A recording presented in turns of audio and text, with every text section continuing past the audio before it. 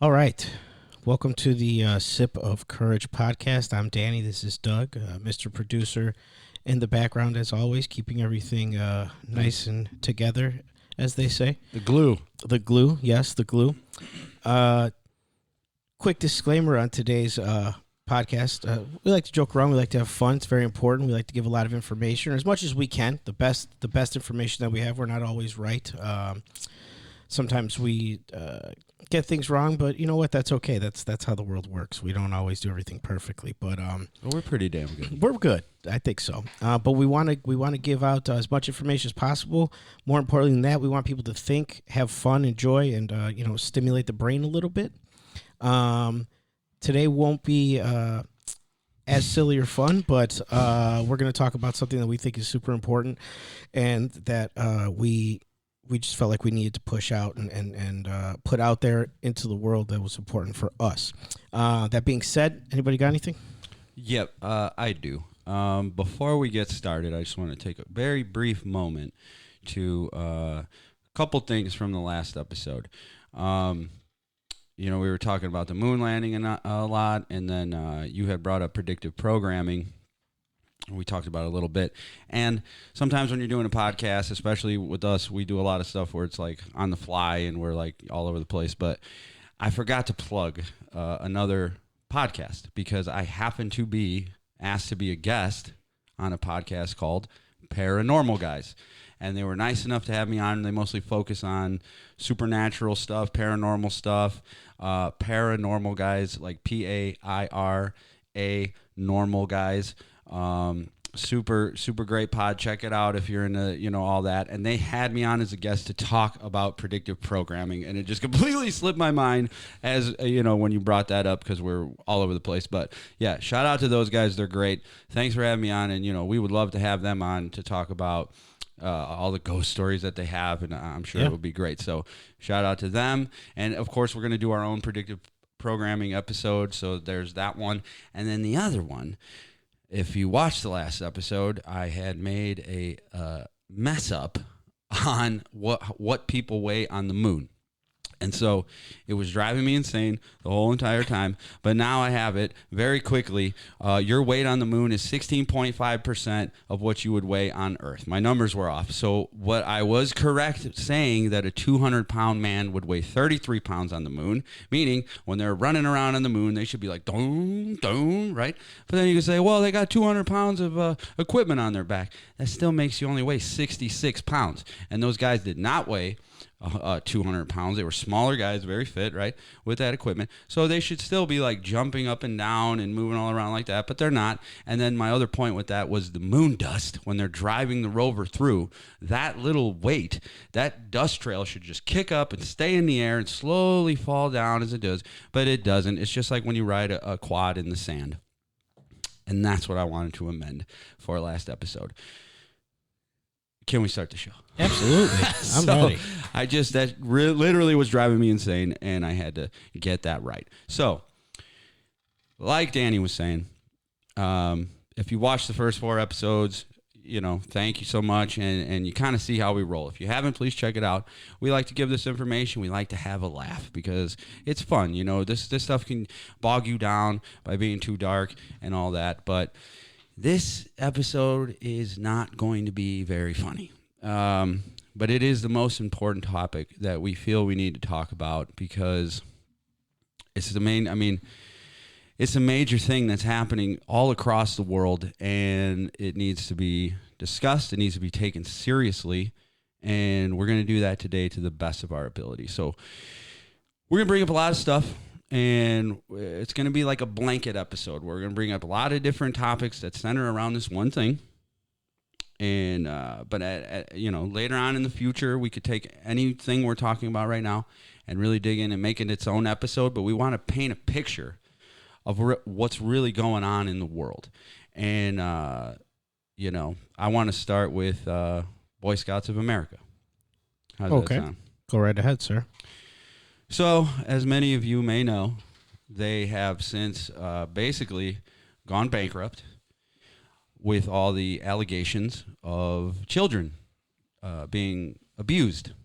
Okay, and we have to be very tactful when we're talking about this subject. So please bear with us.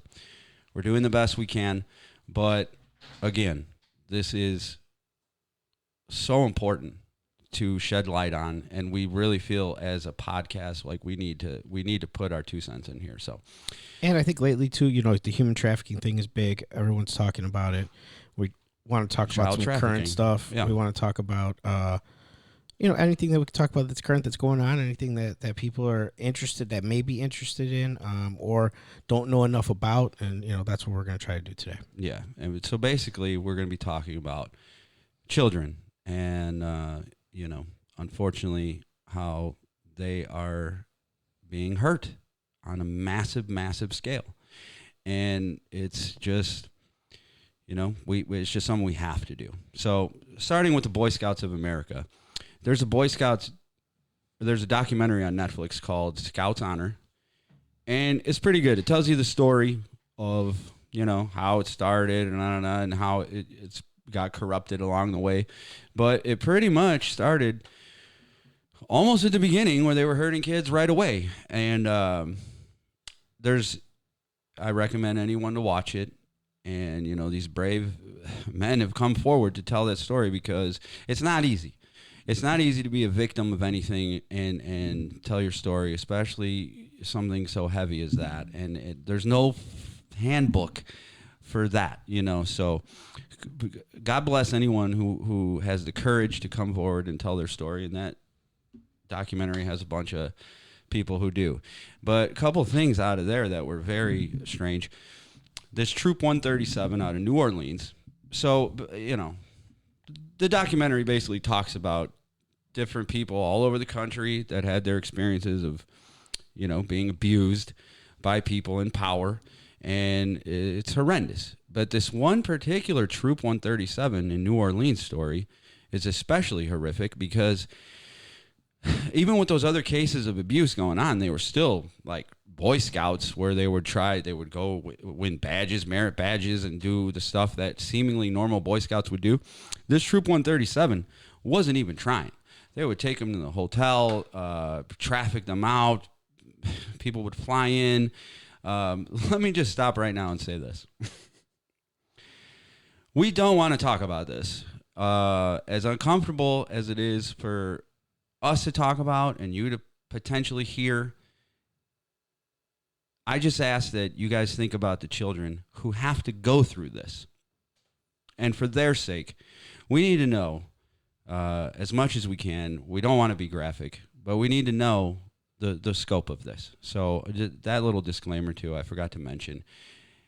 You know, it's a tough subject to hear about. It's a tough subject to talk about, but, you know, think of the victims that had to go through it. So please bear with us, stick with us, and for their sake, man, because that's what it's all about. This one's for the children, okay? And we want to raise awareness as much as possible. So this Troop 137, they were basically, you know, trafficking kids and doing that whole thing, and look into that. And then there was one particularly nasty guy on there. His name was Douglas Smith.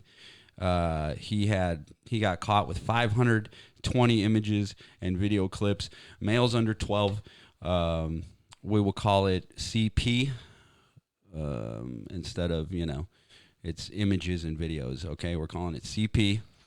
And then he was busted in 2005. Dude, you know, there's a network out there of these people who send footage to each other, right? They go off the dark web or the regular web, whatever it is, right? And so when they find one, it links to another one, and so on and so forth. And this guy got busted as part of Operation Predator, which began in 1997, and by 2003, they had made 5,300 arrests. And that guy, Douglas Smith, he was in charge of youth protection for the Boy Scouts of America. And so you could see how disgusting that is for him to be doing that. And these people tend to put themselves in places of power. They tend to be, they project themselves as protectors so that they can but around hide children, behind that, right? And they can hide behind children. That, and people don't suspect them. Right. So the very thing that they are charged with doing, like to protect, it almost makes you not look at them. Correct. Like they would be the last person Correct. you would ever suspect. Predators. Yeah. So we want to get that little story out there too. And I also have a story myself because I was a Boy Scout. Okay. Were you guys Boy Scouts? No. No, I was not. Never appealed to Interesting. me. I was kind of forced into it. Didn't want to do it. But I tell you, you know, I had fun, fortunately. Nothing I saw in my troop was out of place to me. But I did see something strange on a particular camping trip we went on. There was, you know, you would go on different places, different camping trips for a weekend or whatever it was. But there was this one place called Camp Napelwan, and you would go for the whole week. And all kinds of troops, all, you know, it was just, I don't know how many of us, there were the hundreds, right? And you would go, there was different merit badges to win, different like competitions and stuff like that. And it was seemingly pretty cool. Well, one of the merit badges that they offered was rifle shooting. Sign me up, please. Okay. You know what I mean? I'm about 11, 12, something like that. Give me a rifle. I want to shoot that thing. So when you go there, they had orientation, right? So you're sitting there, and it was an outdoor range, right? So the targets were all there, and we're sitting at picnic benches. And the instructor was at the front, and he had a little shack behind him, right? And this guy, and by the way, so our troop leaders would drop us off with these other people who ran the camp. Okay. So they leave. We're with this guy. He's giving us his spiel, you know, safety first, la, la, la, la. He's doing all that, and we're just going. And then out of nowhere in the middle of the thing, he goes, "Excuse me, I'll be right back." We're like, okay. We don't know. He goes in this back room shed, and I'm not kidding you. He comes walking back out, dressed as a woman. And when I say he's dressed as a woman, he's not RuPaul. He's not all glammed up or anything. He's not anything like that. He is dressed like a homely woman wearing a drab dress, a pulled back like wig on his head, right? And now he's sitting there as a woman. Okay. In front of all of us. That's weird. Did he say anything about it, or did he just play it off like it was normal? So like he didn't say anything. So there's like weird chuckles. We're kind of like, and that's how old I am. I'm thinking this guy's going to do a church lady bit. Right. Like Remember it's a Church show. Lady? Yeah. Right. Yeah. Right. She would do thinking that it's silliness, insane with right. Dana Yeah. Carvey on Saturday Night Live. He would dress as a woman, do this church lady thing. That's what he kind of looked like. But there was no church lady bit, and he didn't even acknowledge it. He just continued the presentation. And that, of course, always stuck with me. It's freaking odd, right? So now hearing all this stuff about this. Did you ever tell anyone? No, not really. Because then I started shooting a rifle, and then And you're like, everything whatever, went on right, and went yeah, on. in your Yeah. mind, Did he you're just still like, talk I just like want a to shoot guy, the or did rifles. he make like a girl? No, voice? he had a woman's voice. Okay. He was a slightly womanish voice. But again, How did the it other was people just react? a How did the other thing. leaders react? I mean, I'm sure that wasn't the But first time they've that's what seen I'm it. saying. The leaders dropped us off. They were not there. So it he's the was only just adult. This guy by himself and all of us Really? as children. Was he was he Really? a part of like the scouts, or was he just some guy they dropped you off? with? So the camp itself had their stations, and their people would run Okay. each station. So he was one of them. You know what I'm saying? Yeah, don't gotcha. remember his name. But very strange. That and is just kept it bizarre. going. So now knowing what I know, knowing what we hear about the thing, and I wonder, man, I pray to God he didn't hurt anybody. But That is bizarre. it's very strange.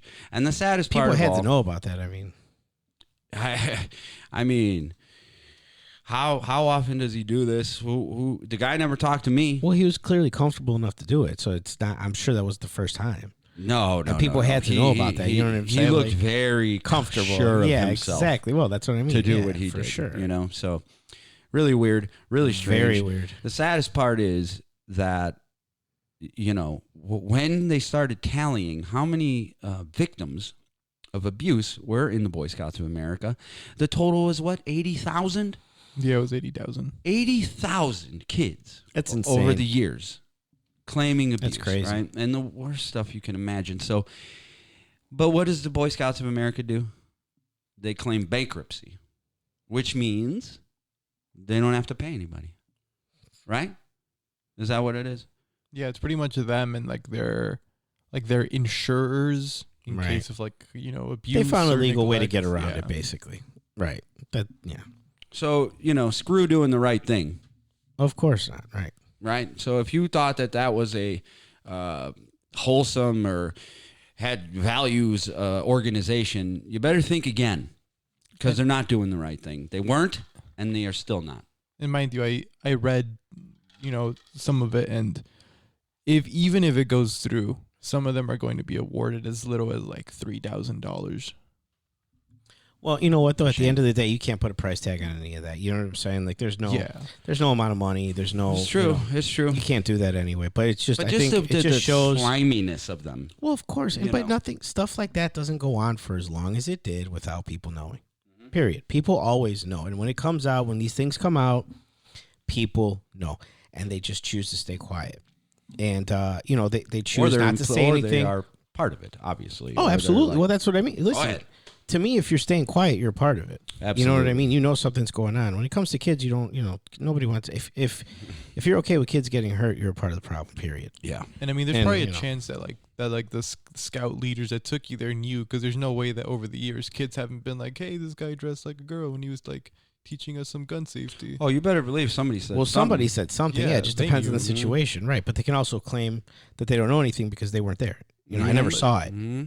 Oh, that's kids being kids or whatever. That's the other part about that's the kind of that stuff too, they play. The other part about that too, like I just said, once the rifles started going, I forgot all about right. that. Exactly. You know You're in the mode, right? Yeah. But if you're excited as a little kid. But if this guy who's a predator and he picks out one of those kids and then they're turned into that victim role and it is what it is, well, now they don't usually say anything. Right.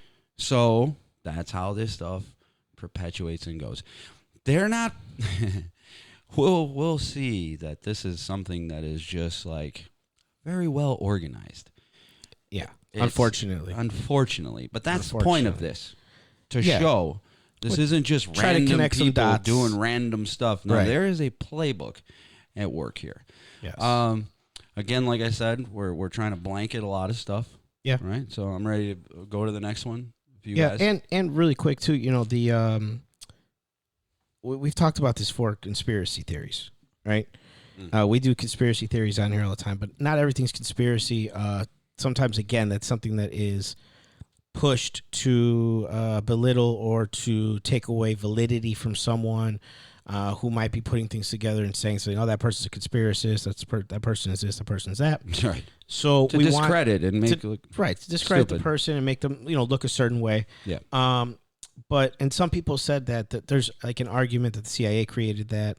Some people say no. So it just all depends on, where you're at, what you're thinking, Mm-hmm. But I actually have something here really quick, and then we could go jump to the next one. But the Holler. The AP did a segment on, or an article on conspiracy theories and how it's not, how people are basically saying people are crazy and conspiracy theories aren't real and what it is. Good on them. Good job, guys. So just what it is that they have here and what they're describing it as.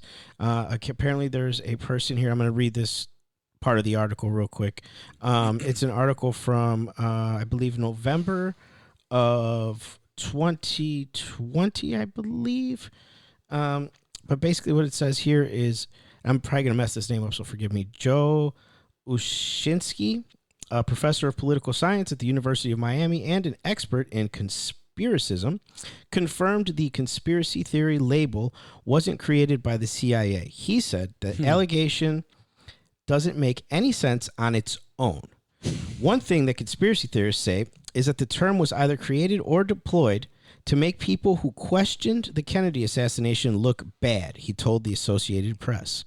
But the phrase conspiracy theory doesn't automatically have a negative connotation, he said. That's what we have to attach it to, right?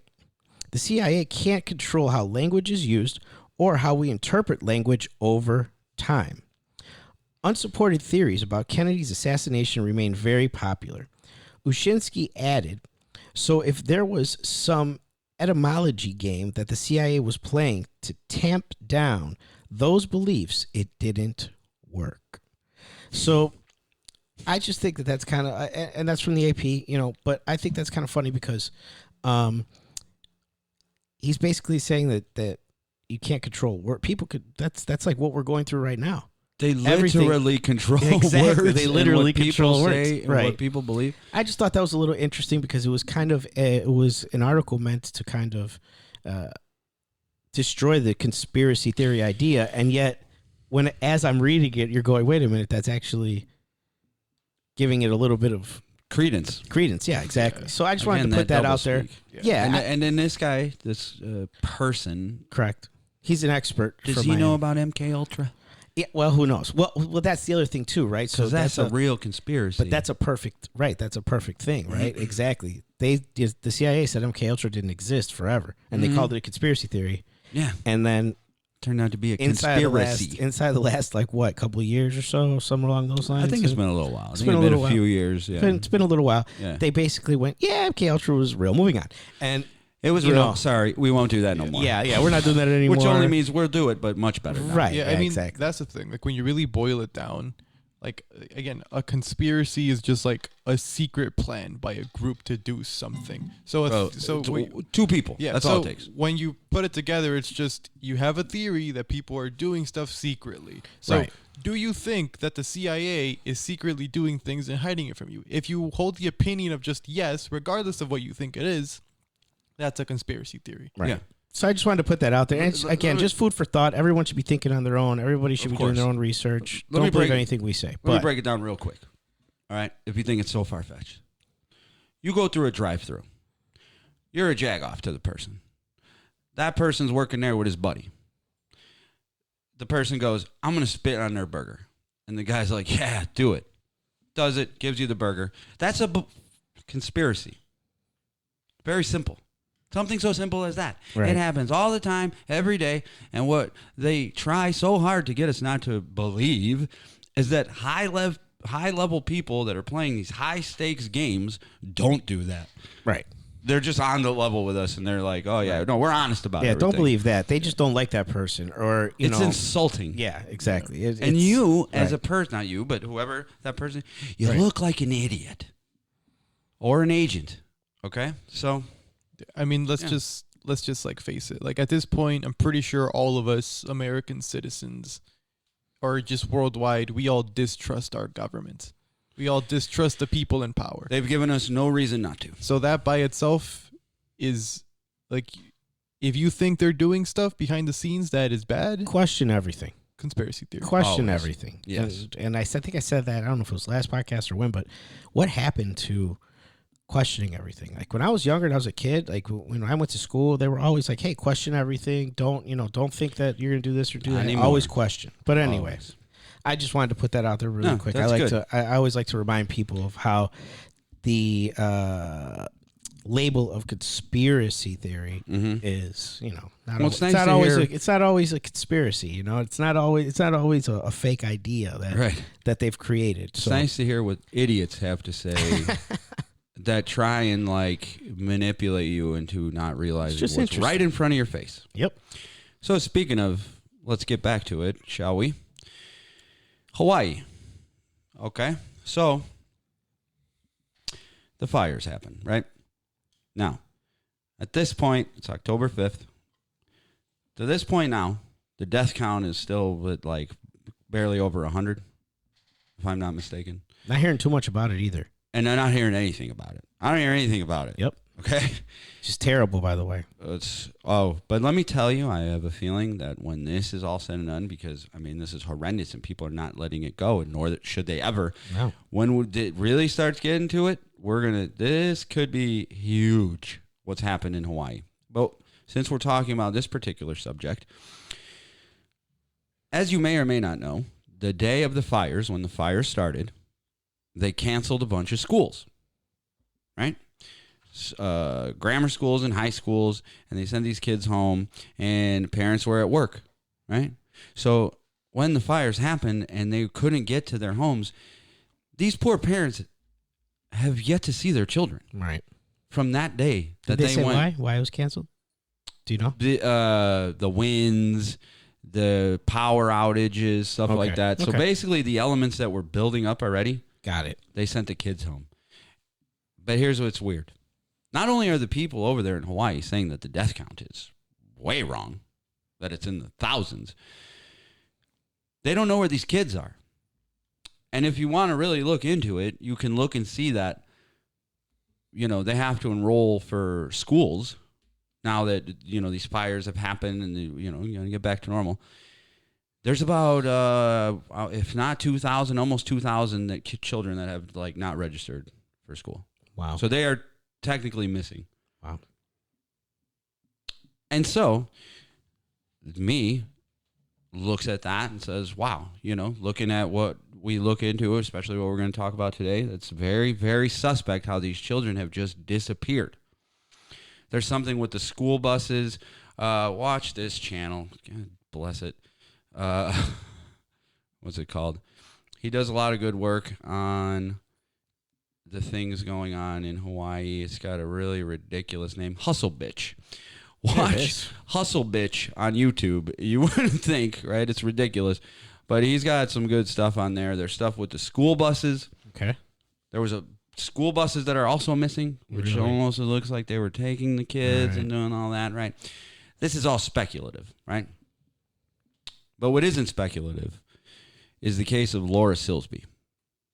Okay? So what happened in Hawaii was a natural disaster, and now there's thousands of children missing.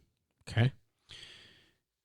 When you look in the case of Laura Silsby, in case you don't know who that is, she worked for the New Life Foundation, supposedly there to help, rescue children. So there's a major earthquake in Haiti in 2010, and Laura Silsby gets arrested in Haiti. Yes, I remember this. Trying to bring 33 kids. 33, there's that number. Most of whom were not orphans, but she tells the Haitian police, I'm rescuing these children, these 33 kids. I'm taking them to our shelter and we're going to take care of them, right? Yes. And the Haitian police are like, slow down, lady. Most of these kids are not missing. Their parents are looking for them. Right. So they arrest her. They put her on trial. And they convict her for human trafficking. Okay? Child trafficking. And then what ends up happening? For some reason, Hillary and Bill Clinton. That's what I thought. I didn't want to say anything because I wasn't 100% sure, but yes. They take an extraordinary interest in this case. And they go on down there and they get her sentence reduced greatly. And they knock the charges down from conspiracy and child abduction to arranging irregular travel. They pop her out. At that part, I didn't know. I didn't know that they got her. I remember her, and maybe I remember this wrong, but I remember her being linked to the Clinton Foundation somehow. Maybe I thought she worked for the that. Clinton Foundation. I think a lot of people misspoke on that. Okay. But the Clinton Foundation is in Haiti. I'm sure it's all in several places, but I know it operates in Haiti. Right, and there was a lot of talk about that when that earthquake happened, that they were picking up kids and kids were disappearing, and they couldn't find any of the children, and for sure that was definitely there. So anyway, go ahead. I'm sorry, I totally remembered that. There's something that I'm reading right now, which is that there was also a guy named George Puello, which was a Dominican man who, in the days following the group's initial arrest, Dominican George Puello represented some of the detainees, falsely portraying himself as a lawyer. Oh my God, I forgot about this. Thank God you remembered. Listen to this. Segal, an attorney representing Colbert, McCullen, and Thompson, stated, "My clients have never met Mr. Puello and know nothing about him." Judge St. V said he had questioned Silsby about what connections he might have had with Puello, and then Puello later acknowledged that he is under investigation for sex trafficking in El Salvador and wanted in the United States for smuggling people across the Canada-U.S. border. Wow. Her fucking lawyer. Wow. So the lady who gets charged... Well, allegedly, right? Because he was impersonating a lawyer, wasn't it? He was allegedly, again, and then you can say, he wasn't my lawyer, like last second. But his ass was there. Again, he was conspiracy. There. Conspiracy theory. Nothing to see. Nothing to see. His ass was there, and not only is he charged, but his wife also. Yeah, he was extradited to the U.S., where he was sentenced to only 37 months in prison for sex trafficking. Wow. It's amazing. Dude. Wow. It's amazing. So now we have a situation in Hawaii that is very suspect, a natural disaster. These children are missing. God help them. We pray for them. And their families. And their families. Absolutely. And here is a proven case where this lady is trying to traffic children and gets caught and arrested and then gets out because Bill and Hillary go. I believe it was actually Bill who went and made all these arrangements. Wow. So, hey guys, here's another thing, right? While we're here, because it's Bill and Hillary Clinton, a lot of people have made this issue political, right? Right. Or try to. That's the spin. They're trying the spin to. Is there's politics That's involved. Right. You're right. Absolutely. You're right. You said that better. They're trying to make this issue political, but a lot of people fall for it. Correct. Right? So what we want to do, if I can speak for us, is show that this is not a political issue. Take that and throw that away. We're talking about children. Okay, it's very simple. It's right or wrong. These it's right kids and wrong. don't care about none of the. These are innocent children. That's right. So take your political ideologies and throw them away, please. Yes. Okay, because Nothing if you want political here. Talk about Dennis Hastert. He was a Republican House of Representatives, the guy before Nancy Pelosi. He was out in Florida. No, he was in Yorkville, Illinois. Really? Yes. He was a gym teacher and also, I think, a teacher. But this guy gets caught trying to pay hush money off. Okay. Million, like 1.7 million. Somebody was trying to extort him for 3.5 for past abuse. Then he tells the feds, he's like, oh, no, I got caught. He's like, I didn't do nothing. I'm just paying this off for no reason. Nah. Right? So and there's no excuse for hurting a child. I don't care who you are. I don't care what's going on. Oh, no. You don't hurt children. And no, you do not. There's no exceptions. There's no what ifs, what abouts, none of that. That's a very black and white thing. It's very easy. It's Absolutely. not difficult to decipher. There's no it doesn't matter backstory who you behind want to it. vote for. I don't quite understand. It doesn't matter who you like No. politically. You don't hurt children. It's wrong, period. This is not complicated. No. Okay? But go ahead, please. Well, but the point is, Dennis Hastert, he was a Republican, right? And then you had Mark Foley. That was the Florida guy that you're talking about. That was doing inappropriate stuff with teenage boys that were former pages of him, texting them images, asking requests of like naked photos and stuff like that, and like really kind of graphic, descriptive stuff. Also a Republican, okay? So the point is, stop. Don't Politicize put politics on it. Okay? These are predators, and they will pretend to be whatever they need to be to get what they are trying to get. That's it. Okay? So if you hear me say, Bill and Hillary Clinton, what are you getting upset for? This is a real thing that happened. Okay? And it's just like this. It's about these kids Republicans getting hurt, did it. period. And these are not the only Republicans. The Franklin scandal, that's a whole other thing. You know what I mean? It doesn't matter. Correct. The children Correct. are what matter. Look, Okay? we'll get into some stuff in later episodes down the line, but at the end of the day, both parties are immensely guilty of hurting kids. Exactly. Uniparty. It's the uniparty. It's not. That's what I mean. It's just they're playing a game. They're playing a role. Right. Okay. Don't align yourselves with it. Jesus Christ. Like, it's very frustrating. So. And it's just what it is. Unfortunately, everything gets politicized these days, but we just wanted to make it clear. I think we have, and, we'll move on from there. Yeah. So we go to the next one. Let's talk about Hollywood a little bit. Okay. This is a whole thing. And again, if we're leaving something out, I promise you, we will get to it in later episodes. We're just trying to blanket it as best we can and bring up stuff that you know about, maybe you don't know about. We're just doing our best. Okay. So have you guys seen the movie Running Scared? You said you saw it. Yes, I saw it. I love that Have movie. you seen that? I'm probably too young. It was pretty awesome. Once it again, was some right, years yeah, ago. Now, I'm not exactly. talking about Running Scared, the old movie with Billy Crystal No. and Gregory Hines. Also pretty I'm talking good. You know what? I don't even remember that one. I remember I it. It saw was it good. as I a liked kid, it. and I was liked like, it. I was out of it. But Running Scared with Paul Walker. Yes. Okay, and he plays it's a really good movie. Okay, he plays like, what would you say? He works for the mob. He's trying to. He's kind of like provide a for his low family. level criminal. Low level thug. He's Yeah. trying to provide for his family. Gets Right. caught up in some stuff, right? But there's a particular scene. Yes. Because the whole point of it, he's trying to rescue a child. Correct. I think Okay. it's his son's friend. It's his or something son's like friend. That. Yeah. Right. He's a little boy. Right. And at some point, while he's off, Paul Walker, doing his thing to whatever, try and help, the kid gets kidnapped Correct. in the middle of the movie. Yes. Just out of nowhere, right? And then Paul Walker's wife, who I forget her name off the top of my head, Vera Farmiga or something like that. No. I forget. But his wife finds out. And while Paul Walker's busy doing whatever, she tracks down where the kid is. This is a scene in the movie. Yeah. She goes in the house, and the way they play it, dude, is crazy. It's creepy. I remember this is when I first saw this too. Let me say this really quick. When I first saw comes this, out of nowhere. I was a young man. Yeah. And I see it, and it kind of comes out of nowhere. It pops out of nowhere. And I'm gonna interject just a little bit here, and I'll let you finish. But Of course. So when they go into this, when And by she the way, goes into the house, spoilers, it's like yeah, so 15 spoiler alerts years here. old. Yeah, so it's a really old movie, but If you haven't seen it by now. it's a crazy film. And it was really good. yeah.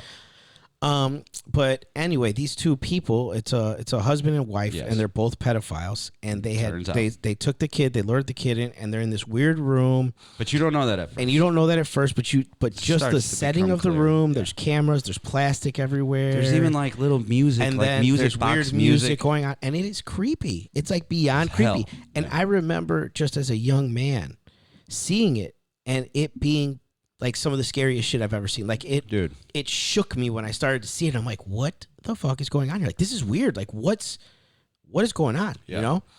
And it just is when you could really feel the evil. Dude, yes. The way that they filmed that, you could feel the evil. And that's what made it so creepy. There was just evilness. They did it great So job. go ahead, yeah. So basically, like you said, they kidnapped this boy, and their house is this seemingly some kind of child's playland heaven, Right. And then the mom shows up, and they're weird with And her. they're super she's creepy. Yeah, she's like, I want to see the boy, and they're being weird with her, Right. There's no boy here. She starts to figure out. She's looking around. Something's weird, right? She ends up at some point. I mean, it's a whole movie, and we literally just brought it up today. Yeah, it's old. But she looks in a closet or something, if I'm not mistaken. Sees something, yeah. And sees these tapes, like VHS tapes. Oh yeah, that's right. With names. Names, right? You come to realize these are names of children. And not only that, they're rated 2 stars, 4 stars, right? And she finds a drawer, I think, with all these cutting tools and all this stuff. And while she's doing that, or maybe the boy was in the bathroom or something like that. Something like but that, the wife walks by in the silhouette of a window, and she is a straight up demon. Her hands are crazy. It's her at first, but then the silhouette becomes this movie is not about that. It's about Russian gangsters. Yeah. And there's just this scene in the movie, and it is freaking awesome. And let me tell you, the wife handles her business on these motherfuckers. I'll tell you that much. Dude, it's a good redemption. movie. There's redemption, and it's a beautiful. good movie. But what a strange thing. Just out of nowhere in the middle of this movie. And again, that goes back to what we talked about with the predictive programming too, right? Yeah. They send and show you stuff in messages. Yeah. In little hints and little things. And right or wrong, who knows? I don't know anything about the history of this movie. I'm sure, we could link all kinds of stuff, and there's all kinds of different things, so on and so forth, right? Yeah.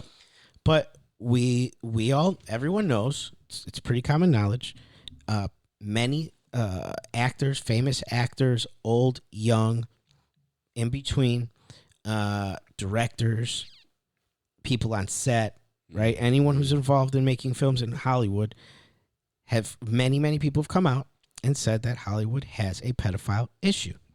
And they have a problem with that, right? Yeah. And it's something that's always come up, but it's always been hush-hush. Yeah. And this is why we're talking about it, because this is big right now. And people are really talking about this, and it's something, that should have been put on blast a long time ago. Long time ago. And Yeah, it's shame been on too everyone. far, a Shame long on time all of coming. us. Shame on all of us Sure. for kind of ignoring it and not wanting to talk about the tough things, because it's a horrible and scary thing to talk about. Right. We had a long talk, you and I, before we did this. We had a long talk about How do we do this? How do we do this? Yeah, exactly. But we went ahead and said, hey, we're just going to do it and fuck It's for it. the kids, man. Yeah, exactly. That's all that matters. It's real. But the whole Hollywood thing is pretty nuts, and it's its own world of depravity. Exactly. There's a lot of craziness going on inside there. So I just wanted to say that, but go ahead. Yeah. I mean, I just want to say no, one thing real quick, where it's like, we see a lot in these movies where obviously like directors, like, let's be honest. We know directors, like, you had Weinstein. Like, if you really don't think he would write some stuff in a movie to fulfill his little nefarious perversions, all the of course. Well, I mean, and everyone Quentin knew. Tarantino does it. We're going to talk about him in a but second. everyone you had that one scene in knew. that movie where Yeah. he wrote himself like sucking on Salma Hayek's toes just because he wanted it to. Every movie he does, he has Everyone the foot scene. knew. Everyone knew. And that's the thing about it. It's like I said earlier. Everyone knows. Everyone they choose knew. to stay quiet, and shame on Which you for makes staying you quiet. implicit. Shame on you. Absolutely. So, but I will say the vibe of that scene in that movie, whoever put that together, to me, the vibe I get is that they were not cool with that shit. And they portrayed them as monsters. And they got dealt with like monsters. So, right, exactly. but here's another little movie scene I want to talk about. Kind of the opposite. Kind of the opposite of that portrayal. Okay. It's almost kind of like made a joke or celebrated. I don't know if you guys in the audience have seen this. I'll be honest, it used to be one of my favorite all-time movies. And now I cannot watch this shit. Fear and Loathing in Las Vegas. Used to love it. Johnny Depp, 1998. Johnny Depp, Benicio del Toro. They're just... revered film. Dude, I used to love it. I don't know too many people who don't love that on film. some drug craze, just romper, just in Las Vegas, just getting crazy. And it used to be very funny to me. But my goodness, I was, young man, and I didn't understand what was really happening, right? And there's one particular scene where, first of all, Benicio del Toro's character, he plays Johnny Depp's quote-unquote lawyer. And he's basically just providing him drugs. So he's playing Hunter S. Thompson, okay?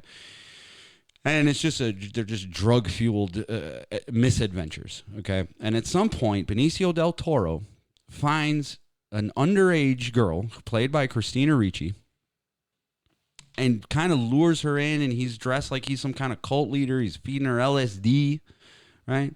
And then at some point, she starts calling them and bothering them, like maybe she's going to call the cops or something like that, and things are getting really crazy. And there's one particular scene, and Johnny Depp's character, he's like, this has gone too far, right? This is too far.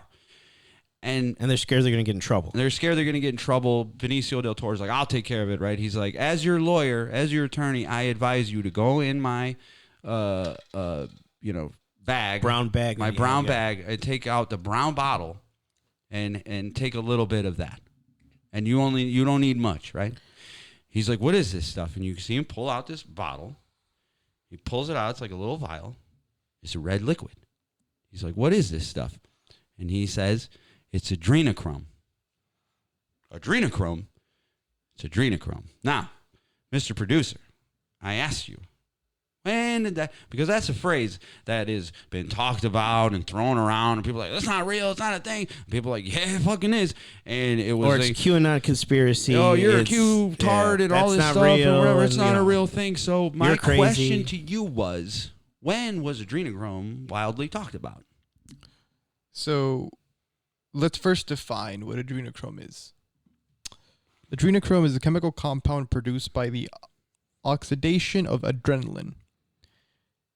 So this was initially talked about in the 1950s through the 1970s through a series of, studies that were done and research to see if it was a potential cause of schizophrenia. To take it. So taking it. No. To me, that's a cover story. That it was, go ahead. The studies were if it's like a chemical released in the body during from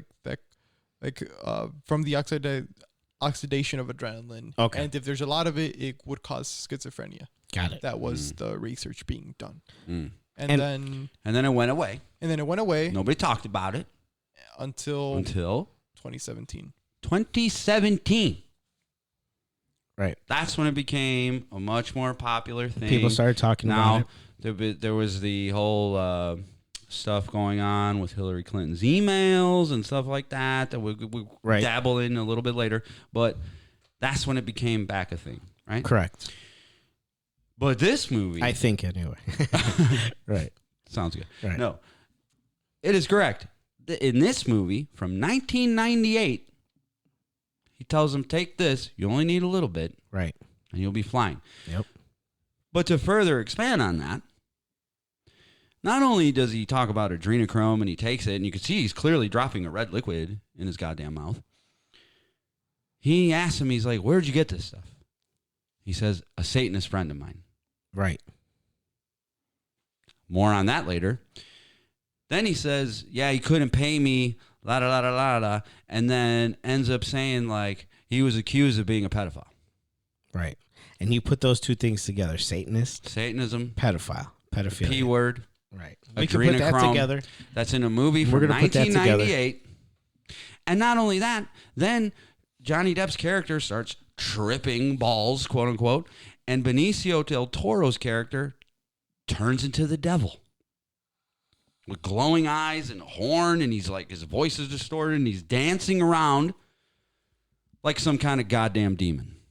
Pretty crazy. Right?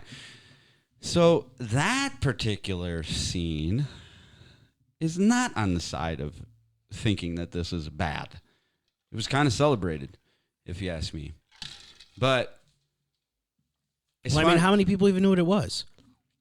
Right, you get what I'm saying? Right, they were just taking drug after drug after drug. So you don't even know what's going on. And it passes by. So the point is this, in my opinion. Yeah. Why is it in there? It wasn't in there by accident. I can't. I find that very difficult to believe. Nobody's talking about anything. Nobody's talking about any of and that. they Nobody make even knew what it was. Connections, right? From the adrenochrome, the Satanism, the P word, right? And Satanism too. That keys right into it because there's a lot of that going on, and I'm sure that's where you're going to get into in a minute. Later, don't let me. Yeah, don't we'll let me. Don't let me get too far ahead of myself. But that kind of stuff is, it's wild. And people want to ignore it, and they say, "Oh, that's not real." This is QAnon stuff. People are freaking out. They're doing conspiracy theories again. They tell you the truth right in your face. They tell you to your face. They tell you what they're doing. They tell you what they're doing all the time. Absolutely. Real quick. Yes. So I just read some more. Several small-scale studies involving 15 or fewer test subjects conducted in the 1950s and 60s reported that adrenochrome triggering psychotic, taking adrenochrome triggered psychotic reactions such as thought disorder and derealization. And how do you get? And we got to get into how you even get it. So what is it? Okay, what is it? So, let's do this very tactfully. The idea is, it's adrenaline, right? And it's the blood of someone whose adrenaline is pumping. So fear, pain, and the idea is fear, pain, okay, stuff like that brings your adrenaline up, and then they harvest the blood. Correct. Okay. And I think they said that really the story is you get it from the pineal gland as well, right? It could be extracted. Or the adrenal gland. Or the adrenal gland. What is it? I'm not sure. I mean, that's where the adrenaline comes from. But they have to be. They have to be in a state. Important. I think it's important that we express this because yes, they're not just drinking blood, or it's not just like taking blood. And it's not like exactly. Which people do as well. Yeah, people do that, but it's not that. It has to be at high levels, and whoever they're getting this extraction from, usually a child. That's that's their favorite one is through a child. Yeah. Then that child has to be in either extreme pain, agony, distress fear, of some distress, sort. High levels of distress, and that's where, and they need that. That's what they want. Mm-hmm. So you can imagine what they would do to a child to get that, the fear and the terrible things that would have to be done to get. It's the stuff of nightmares. And it's just crazy that they brought it up in that movie. That's pretty wild because I never knew that. Why you brought it up to me. It's pretty crazy. I don't even know how I came across that, but I was like, son of a bitch, it's right here. And that's just the timing of it, 1998. It's so weird. It's so weird that it's just there with all the key phrases and everything combined. Really wild stuff. But at least there's that movie Running Scared where it seemed like they were against it, right? Right. But that doesn't seem to be the norm. Now, you brought up Quentin Tarantino. This guy, honestly, if I'm being honest, I like most of his movies, okay? I can't stand him as a person. If you want to talk about it, go and listen to him on Howard Stern from I don't know how many years ago defending Roman Polanski. Are you guys familiar with the Roman Polanski case? Do you know about this? Yes. Doctor, professor? Not particularly. You've earned your doctorate, by the way, from last episode. Right. You are Doctor Chosen One. Yes. So Roman Polanski was a famous director. A lot going on with him. He did Rosemary's Baby with the birth of the Antichrist and all that satanic shit. I didn't know that. I didn't know that. Okay. Yeah, so there's that. I just knew he was a director, and then I knew certain aspects of the scandal. Yeah. Go ahead. So basically what he did was, in 1977, he's an adult. I want to say 30s or 40s. I don't know. He takes a 13-year-old girl. He wants to take pictures of her. That's what he says. Feeds her drugs. Probably booze, but definitely drugs. And does, the ultimate bad. Okay? 13-year-old girl. Obviously, it's a fucking legal, and they say they're coming after him. They arrest him. It's a whole thing, right? Right. He thinks he's cool, though. They're going to give him a plea deal. The judge is like, fuck that. I ain't pleading for shit. He's going to jail. He's going to prison. He tells that to one of his friends, Polanski's friends, right, who relays it to Polanski, who then flees the country to Paris, France, right, and it's making where films he stayed right, and started making movies ever since. And a lot of people defended him. It's still to this day, a lot of people defend him. And Quentin Tarantino which is goes on Howard Stern saying it wasn't rape. It wasn't rape. She was a 13-year-old party girl. You know how those girls are. This motherfucker. That's a real. Wow. Anybody can just go right on YouTube and put Quentin Tarantino, Howard Stern, Roman Polanski, and that interview is going to come up. That's and insane. It's the most disgusting shit you've ever heard. Insane. And And not only that, but this is what I love too. This is how you really see who we're dealing with.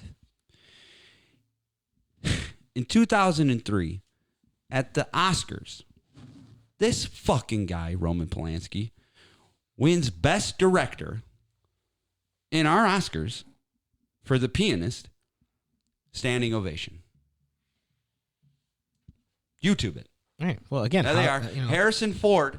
Harrison Ford's like, oh yeah, Roman Polanski, and everybody's like, woo, and they all go up and do the thing. And Harrison Ford, you might as well be dancing, you piece of shit too. But why? Right? Why though? Why is that? Why is that directed promoted? that Right? movie. Why is it that they're continuing to do that? Again, it's just a sign that Why would you let this fucking guy? because Why they're would you okay even with do a it. movie? 'Cause That's they're what I okay mean. with That's it. what they're What other telling reason you. is there? That's what they're telling you. What other reason is there?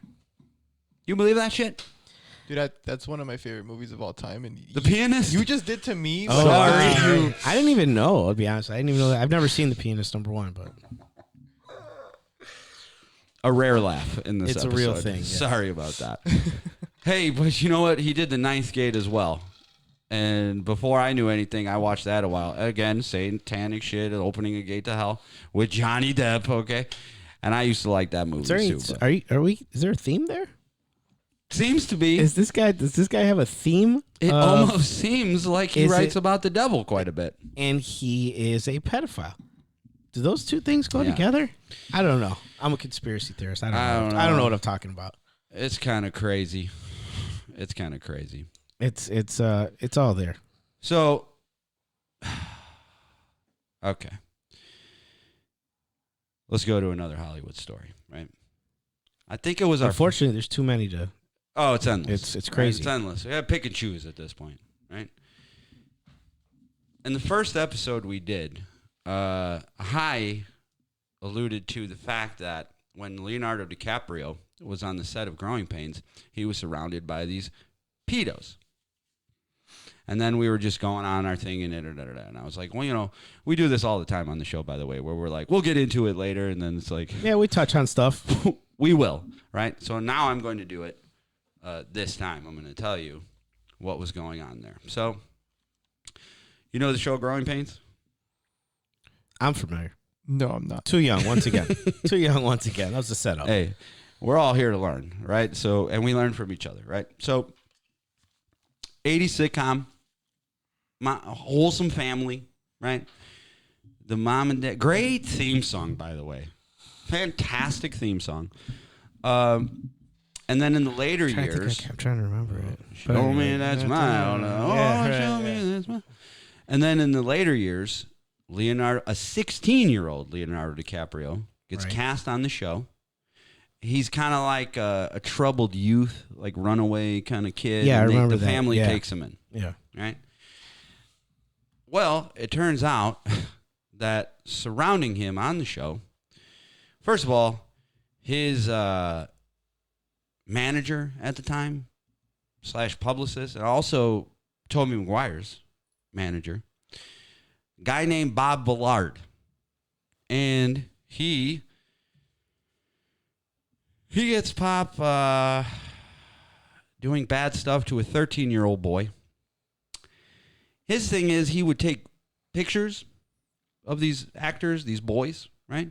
Shirtless, right? But his trademark was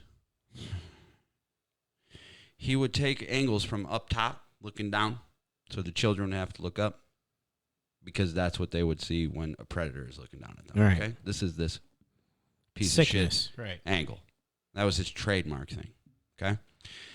That's Leonardo DiCaprio's publicist and manager while he's 16. And also he managed And working with kids. Shitload of kids. Working with kids. Once again, what did I say He, earlier, right? he was one of the biggest managers They of children. put themselves in these positions. It's no accident. Exactly. I hope we're painting this picture. Not only that, Bob Villard was his manager, but the executive producer. Oh, no. Let's talk about this guy real quick. His voice coach, right? I'm fucking it all up. All right, let's go to Stephen Marshall. Stephen Marshall is the executive producer of Growing Pains. Okay. He's a showrunner. Right. This guy gets popped off for, oh my goodness, distribution of CP. Children doing bad stuff, right? And I don't want to get graphic, but it was... None of it's good. It's all bad. It's all terrible. But it's even more worse than Yeah, bad. unfortunately. Okay? This piece of shit. He's the showrunner. While dude's got his manager publicist who's there. Both of those guys are there, right? And then the third one is a guy named Brian Peck. He was Leo's voice coach. And you can Google Leonardo DiCaprio, Brian Peck, YouTube it, set of Growing Pains. And it shows them playing around, and this piece of shit's like, oh, look at his body and stuff like that. Like, right there, he's just doing it. He's saying and just being fucking weird, right? That guy gets popped off.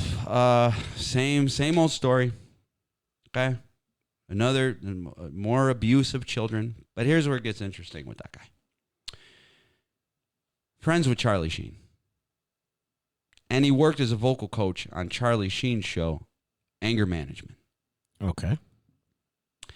He also worked as a vocal coach on All That. And I don't know if you guys know what the show All That is. I remember that was a kid's show, right? Yes, it was a kid's show. Well, go figure. Starring This piece of shit wants to work with kids. Starring Amanda Bynes. And the producer was Dan Schneider. Do we know what we're fucking talking about now? Who's Amanda Bynes? Amanda Bynes was there's so much to unpack just right there. Well, She's yeah, friends I with just don't know Charlie who she Sheen, is, works yeah. on that show with Amanda Bynes. Dan Schneider's the fucking boss over there. So who's Amanda Bynes? She was a pretty famous and talented, man. She was a funny kid. Right. Child star, and for years she was like good. She was on All That. I think there was some show, the Amanda Show. And then she kind of made it in her early 20s on a CW show or something with Jenny Garth.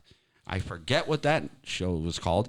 And then She lost her goddamn mind. Okay. Seemingly out of nowhere. Okay. Went on to be like, I want to kill my dad and my mom. I want to slit everybody's wrists. Like, just went full-blown fucking nuts, right?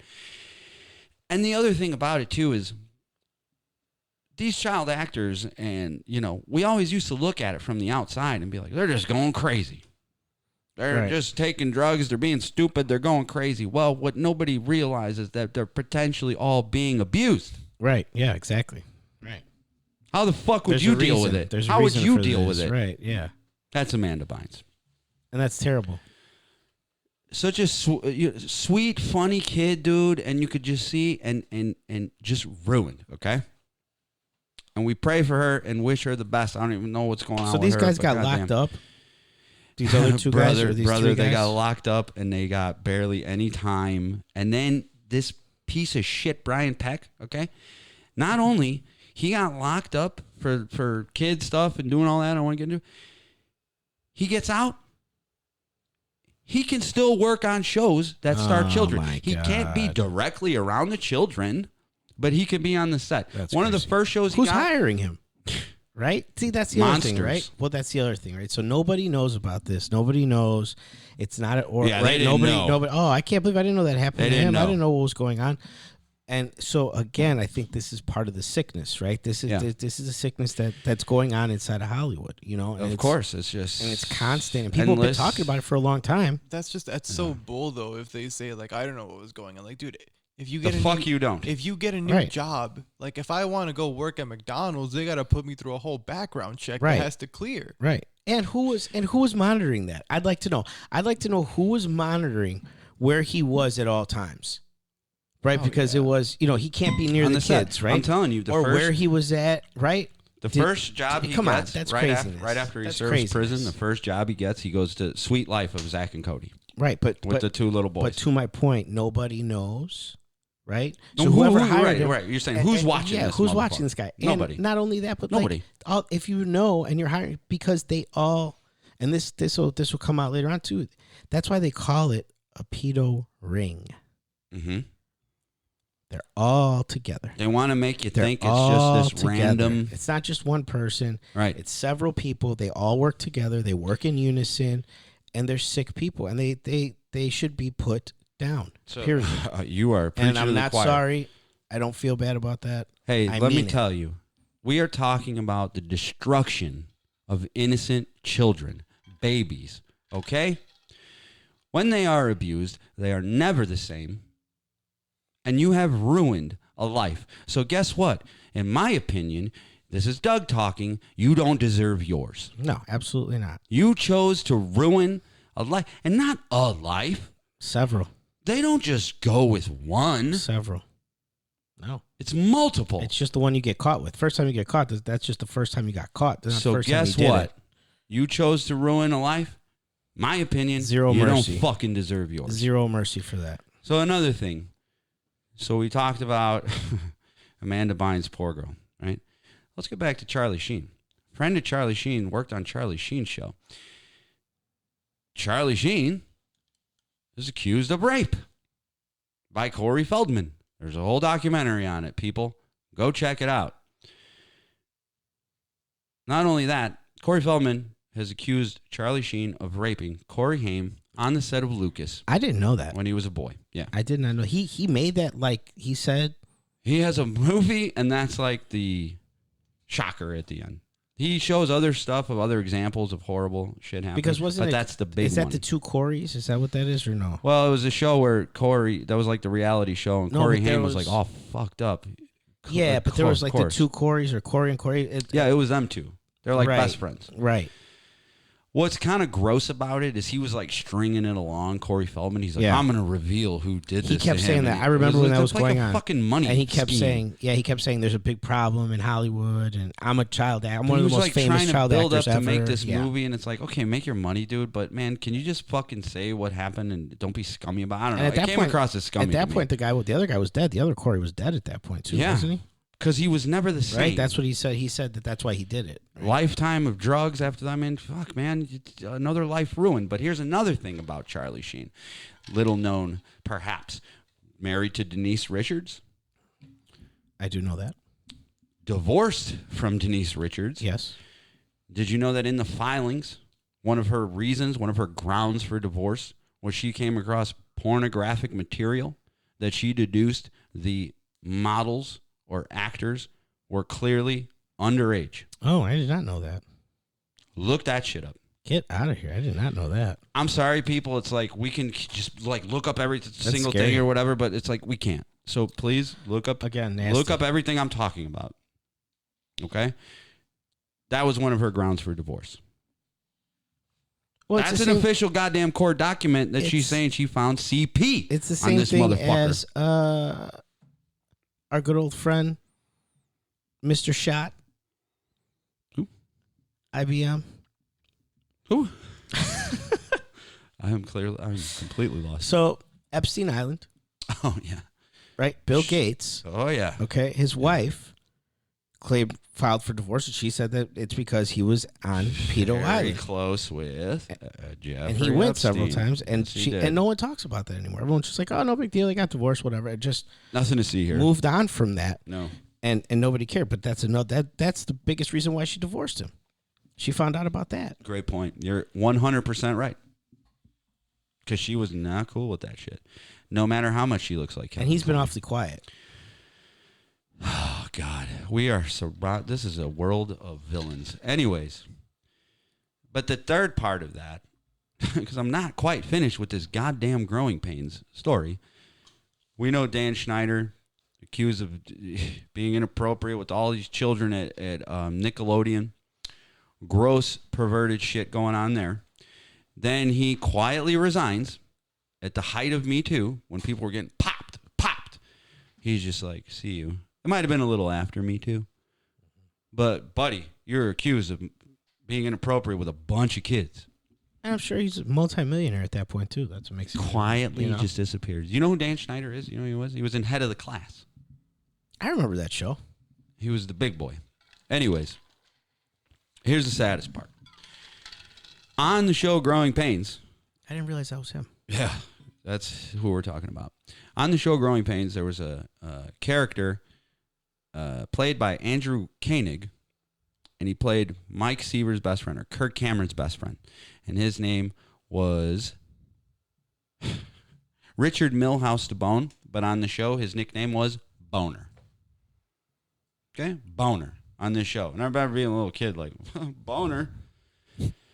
Yeah, well, now when you piece everything together, it's pretty disgusting. It's very gross. Right. And then what ends up happening to him at 41 years old on February 16th, now I forget the year, 2017 maybe, he ended up taking his own life. Okay? And what's really sick about it is, so you know all these things that were surrounding, the things that were going on that set. You had 3 predators around constantly, okay? And before those other 2 came along with Leo, the main goddamn producer was one, right? This guy ends up taking his life. But what's really sick about it, he did it on February 16th, like 2/16. And if you know about 666 code, 6 times 6 times 6 is 2/16. He did it on the 47th day of the year. When you know gematria, the coding numbers into letters, I'm sorry, the other way around, letters into numbers, you realize suicide equals 47. He commits suicide on the 47th day of the year on 2/16. It's a very dark story, and Wait, this is so the based shit on that everything you happened. just said, do you think he didn't kill himself? Or No, I don't. Okay. I think that, and this is just my opinion again, it's Doug talking. When you, again, this is just a small, tiny little example. Right. I can I sit get it. here for 2 years giving you all these examples. In my opinion, from what I've seen, and again, we're going to do a gematria episode. We very much will. It was a ritual murder, in my opinion. But it's all bad. All right? So, I want to take a second here because we had talked about how, like, before we even did the pod, how it would be, like, kind of a cool idea to, like, talk about our wake-up story, you know? Like, what got us to here where we're, you know, how we are, right now. Oh, yeah, right? yeah. And the way yeah. we think and the way we look at things and why we're looking at all this shit and the lies we see through and all that. How did we get here? You know? So if it's okay with you, I'd like to tell you my little wake-up story. Absolutely. Because it directly involves this stuff. So, and I think anybody who like gets into conspiracy theory or who you know, and again, I use that term loosely, you know, but anybody who gets into conspiracy starts that always has at least like one thing that got them focused on it, and maybe they ran with it, maybe they didn't. There was that oh shit moment. Yeah, or someone or something that got them that they still think about to this day. Maybe they didn't really get into other stuff, but one thing that they're like, you know, that one thing did bother me though. So go ahead, guys. Let me know what got you going. Okay, so mine's a two-part because there was two things going on, but this is the one part, and I'll just say this one part. I'll be as brief as possible. So, born and raised Catholic, didn't jive with me at an early age. No offense to anyone, it just didn't. Went on my life, okay. Wasn't connected to the church, didn't feel anything. Pretty much went up, growing up, agnostic to then atheist, right? Now, from being at family dinner with my grandfather there, I knew that politicians were pieces of shit. I knew not to trust them. And inherently, I just knew that I didn't trust elections. Like, there was certain shit that I just inherently knew. I don't know how to explain it, but I was just like, I don't trust that shit. Right. But aside from that, you're suspicious. I was a good little system baby. I was out there being stupid, not caring about things, not believing in anything, just being a wild child, right? Weirdly enough, it was about late 2007, early 2008. One of my friends, who I hadn't seen in a while, that's how come I know the time frame. I had seen him after this time, and one of the first things he says to me, he goes, hey, what do you think happened on 9/11? This is 2007, 2008. I go, huh? Is this a trick question? Right. He's like, what do you think happened on 9/11? I go, everything they told us that happened. Right. He goes, you know about Building 7?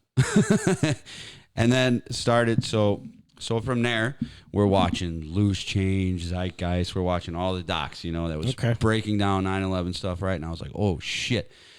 It was very interesting, and it was very cool, right? And I was like, man, this is not what they said. It doesn't take long to look into that subject to find out shit is not what it seems. Then he tried to get me to watch, we watched Dark Legacy, I believe it's called, where it was like George Bush being connected with the JFK assassination. And then I was like, boop, I'm done. It was too much for me, right? I was like, I'm shutting off. I can't deal with this, right? But basically what I realized is I did not ask to hear any of this information from him. Right. Nothing against him. He was doing the right thing. He was trying to tell me some real shit, right? But I didn't ask. So when he was like going with it, I was like, I didn't want to hear no more. So shut off, back, system baby, all that shit. Being an idiot, right? Ended up happening is, to get to this point, I hurt my knee. Had to have knee surgery. On the couch for 7 or 8 months. Watching all the stupid shows and movies. Everything I could. Just consuming. Nothing else to do. Finally heal up. Ready to go back to work. About a month and a half later, I tear my shoulder now. Right back to surgery. I was so pissed off. But now I'm on the couch for a year and a half. And guess what? I watched all the shows. I watched all the movies. I got nothing else to do. This is early 2018. I go, oh, what's this podcast shit? What's this about, right? Let me check it out. And since I'm going to do that, I might as well watch the most famous podcast of them all, Joe Rogan. Right? So I go watch Joe Rogan. Got to be honest. Meh. Didn't really do much for me. Right. And now he's do you got remember what episode you watched? Like, who do you have on? Dude, I just went Joe Rogan podcast whatever, and just watched one. And I would watch, he has interesting guests and stuff like that, but he's just not that funny to me. And I was looking for something funny, something like that. And it was like, okay, it's interesting. I didn't hate it, right? But it didn't get me. So I tell one of my friends, I'm like, yeah, I'm trying to watch it, but no. So my buddy tells me, you got to watch when Eddie Bravo's on. Who the fuck is Eddie Bravo? Eddie Bravo, baby. I go, who the fuck is Eddie Bravo? I don't know who Eddie Bravo is. Who is this person? Eddie Bravo's a real interesting dude. He's an interesting dude. Bro, I like him a lot. So anyways, didn't know who he was. I'm like, I just go, Joe Rogan, Eddie Bravo, play something for me, right? First thing that comes up, mind you, I don't know anything about anything. I'm just like, bloop, what's this? It's Joe Rogan, obviously.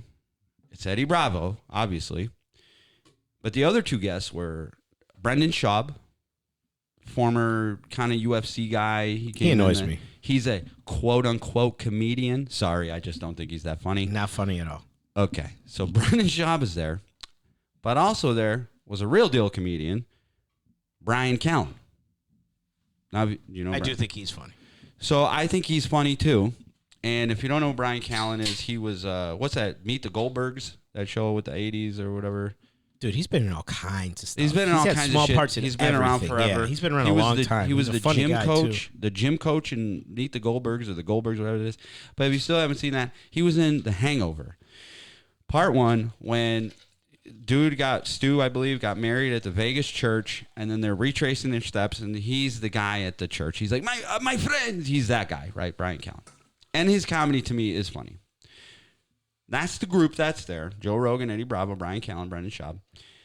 And it was like a short clip, and I just see Brian Callen and Eddie Bravo are arguing.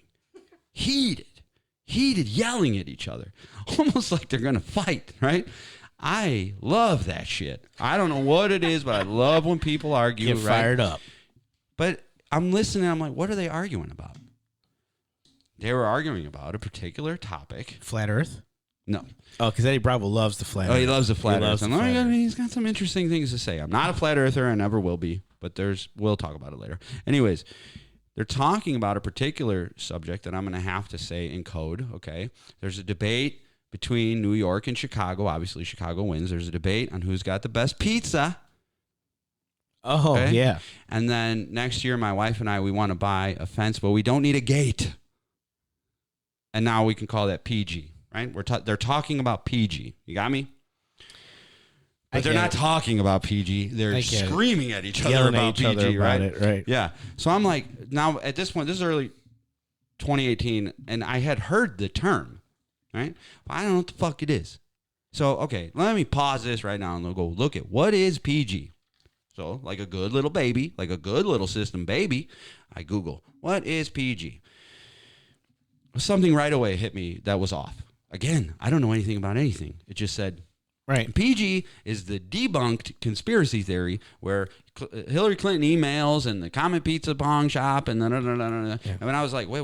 Podesta, it said right Obama. away. It said right away the debunked conspiracy theory. Correct. And I was like, I've never seen that before. I mean, I've seen Google entries on the moon landing and JFK. I've never seen them just say debunked, right? So I was now everything's debunked, right? They debunk everything. No, that's not true. Now they have fact checkers. Right. Who are these people? These Pieces alleged of fact shit. checkers. Oh, that's It a cracks whole me up. episode. That stuff is such bullshit. Look It into makes me who's laugh. doing Snopes. You find We'll out talk who about these it one people day. are when you find out who these alleged fact checkers are. It's hysterical, man. It's They're hysterical. garbage people. And It's if you funny. listen to them, you'll know that nothing's going on ever, right? Ever. So anyways, I go, okay, debunked, right? It's weird that it said that like that, right? Immediately. Again, I have no agenda. Right. I just want to know what they're talking about. Right. But then I'm like, if it's debunked, the fuck are they yelling at each other for? Why are they screaming like literally thought they were going to fight? So I'm like, well, let me see how is this debunked? And I look and talk about trafficking these children, code words on emails involving pedophilia and stuff like that. And I'm like, what the fuck? I'm like, what is this, right? Look into it. I go, how is this debunked? And they said that the children were being trafficked out of the basement of the Comet Ping Pong Shop, or pizza place. But there's no basement. And I was like, that's how it's debunked? There's no basement in that? Are there no other basements? There's no other basement that there could be? And then when you just look a little bit further, you find out that the owner, James Alefantis, owns a fucking museum that has a giant basement, right? So it didn't take long for me to be like, I'm scratching my head like, what is happening right now? What kind of museum? I don't know. Maybe I'm asking too much. Some shit in, bro, this is museum, me looking interesting. almost 6 years ago, right? So I'm like, Curious. some kind of weird, actually, something to look into. Yeah, I'm just curious. Yeah, I didn't know. So I'm like, okay, let me go back. So basically, this whole debunked thing was very flimsy at best to me. Right. Right. And again, I have no agenda. I have no idea what's going on. I'm just looking at these things objectively. I'm like, that's kind of stupid that you would just think that. Well, I mean, same thing with like, anything else, right? You hear them talk about flat Earth. What is flat Earth? You start looking into it. It's exactly what I keep saying over and over again. Do your own research, check stuff out, see what it's about. If you don't know, check it out, look at it, and believe whatever you want, but take a look and see where it takes you. So I go back to the pod, back to them yelling at each other. I'm like, let me hear this now, because I know a little bit. Now I know a little bit, right? They're screaming at each other still. Hilarious. And this is still controversial, by the way, because you're talking about this, or I guess around close to the time that it happened, maybe? I want to say it was like 2 years later. Okay, I think it broke in early 2016, I want to say. And this was still early to this 2018. Day, still to this day, people are talk about it. You can't talk about it, right? Exactly. I just want to be clear on that. So I go back to now I know a little bit. Now I want to listen to what they're saying. And all of a sudden, Eddie Bravo's making a lot of fucking sense. Right? Exactly. And I'm looking at Brian Callen. I'm like, are you fucking an idiot? Because, like, you're so adamantly defending. Because the thing about it is, like, potentially children are being hurt when you look into that, right? Correct. Why are you so adamantly just denying it and yelling like you know anything? You don't know. Well, because they didn't like the original messenger. Like, if you have to like take a chance on believing someone, let's make sure, just in case, that the children are not being hurt. Before you start yelling, it's not happening, it's not happening. Let's just fucking make sure, right? That seems like an objectively normal thing to want to do. So then Eddie Bravo said something, and this was it. This was my oh shit moment. Eddie Bravo goes, you motherfuckers, yelling at Brian Keller. He goes, do you know how many fucking kids go missing in this country alone every single year? Brian Callen says no. To his credit, nobody knows. Because it's not something you look into. Why? Because if it was a problem, the news would tell you. Right? Right, yeah. I'm a system baby. Baby? I get it. If there's something going on, the news will tell me. And I didn't even trust the news, but I was like, for certain shit, they got to tell us the real shit. Right. And we have a trust in media. Well, I mean, that's pretty much gone now at this point. But yeah, there was a trust in media for a long time that if it was a big story, or if it was something that was important, it got reported on. Exactly. So that's what I'm thinking. I'm like, what can this number be, right? He goes, you know how many kids go missing in this country alone every year? 800,000. I go, fuck, 800,000? That's almost 1 million. I go, no. That's scary. I go, no way, no how. That's 2,000 kids a day. That's 2,000 kids a day. Load up a room with 2,000 children, disappear them, and do it again tomorrow and the next day and the next day without fail every fucking day. That can't be real. I'm saying that can't be real. So I go, like a little good baby, Google, please tell me what's real and what isn't. Sure as shit right there, 800,000, right? Knowing what I know now, that number's probably way fucking higher. Oh, yeah. Right? Those are the ones so reported. This is what they have to tell you. Those are the reported That's ones, how bad it is, right? This is the number they have to tell you. And that's scary. Very, very scary. And when I saw that, as much as I didn't trust the media, but like I still had that like, no way, dude. Yeah. I really was like, this is the biggest fucking problem that there is. Why aren't we stopping every single thing that we're doing and fight for the kids? What are we doing? Always. And they put on this bullshit where they're like, most of that is domestic shit. A parent takes a child. 2,000 times a day, every fucking day without fail. So. Your ass it is. Right. They are taking children, right? And that led me to one thing, to the next thing, to the next thing, and led me right fucking here, sitting next to you with Dr. fucking Chosen One, doing this goddamn podcast. Because when I started looking in all this shit, I was like, you gotta be fucking kidding me. So that's my little, wake up story. And here we are. Yeah. For me, there was a lot of stuff. There were a bunch of different things.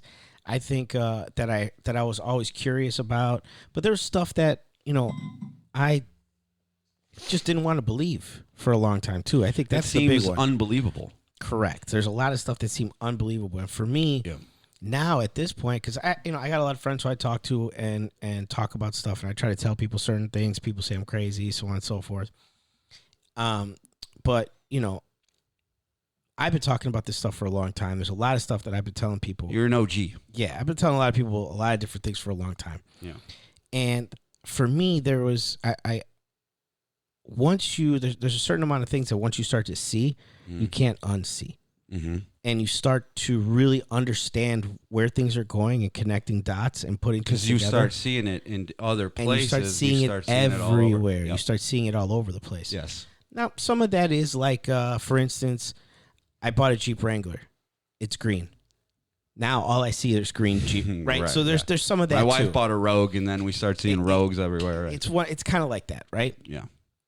So there, you have to put that into it. There's a level of psychology there too, right? You start to see what you want to see critically. Like, correct. But through critical thinking, critical reading, and just talking to different people and seeing different things, and starting to really understand how much we were lied to, and really, I'm kind of a history nerd. There's a lot of stuff I like about history. Sure.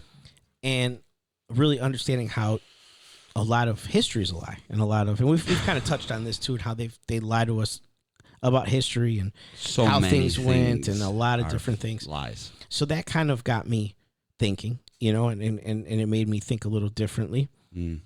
But at the end of the day, you have to really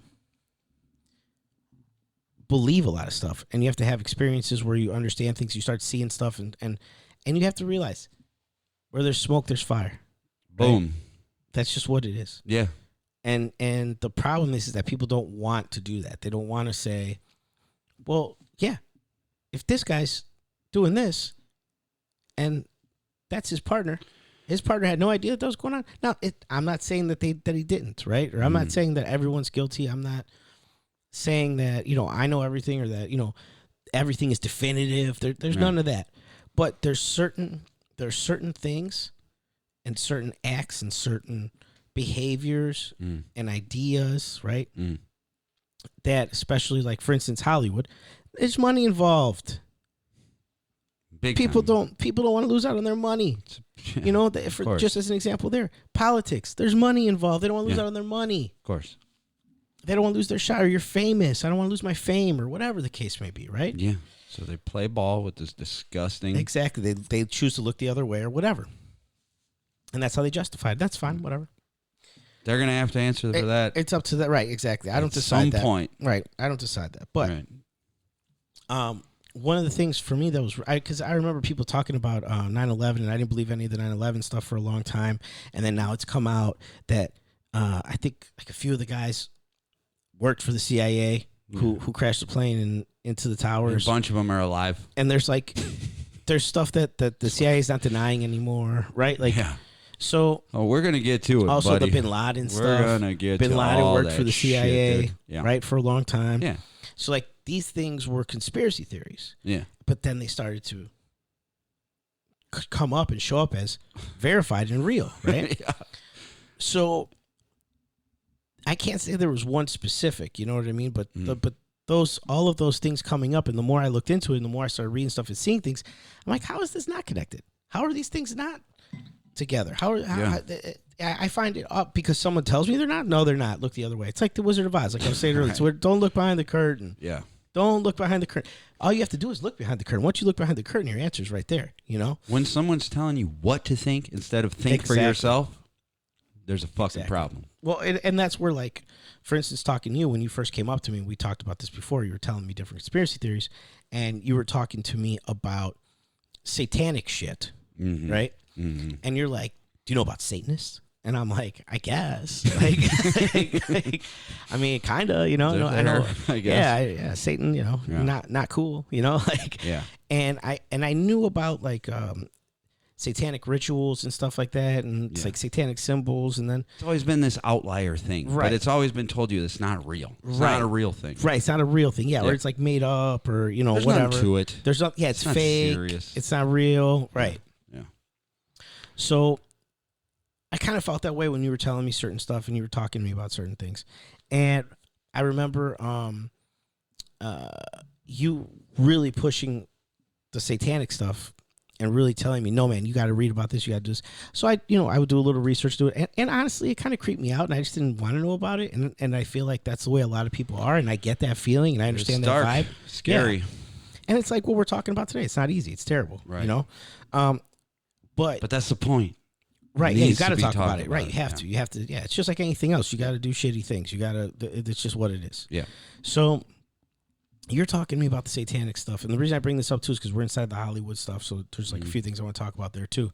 But I was kind of always like, Doug's really out there with the satanic shit. He's killing me with the satanic shit. It's too much. But I also felt like, and it's the reason why we're friends, I'm like, okay, well, if I'm looking at him and going, he's pushing too hard on some crazy shit, because I'm not, like, you know what I mean? I'm like looking at myself and going, I'm talking about some crazy shit too, like, you know, like, yeah. And he listens to me, like I got to listen to him. Yeah. So I listened to what you were saying. I took it into consideration. And you were always bringing it. You always brought it up, and I would hear you. And sometimes I would try to change the subject because I'd be like, no, dude, this stuff is like, I'm not into it. Like, you know, and imagine if you were my wife. Bless her soul. Bless her soul. She is a saint. But I get it. So, but that being said, I get it now.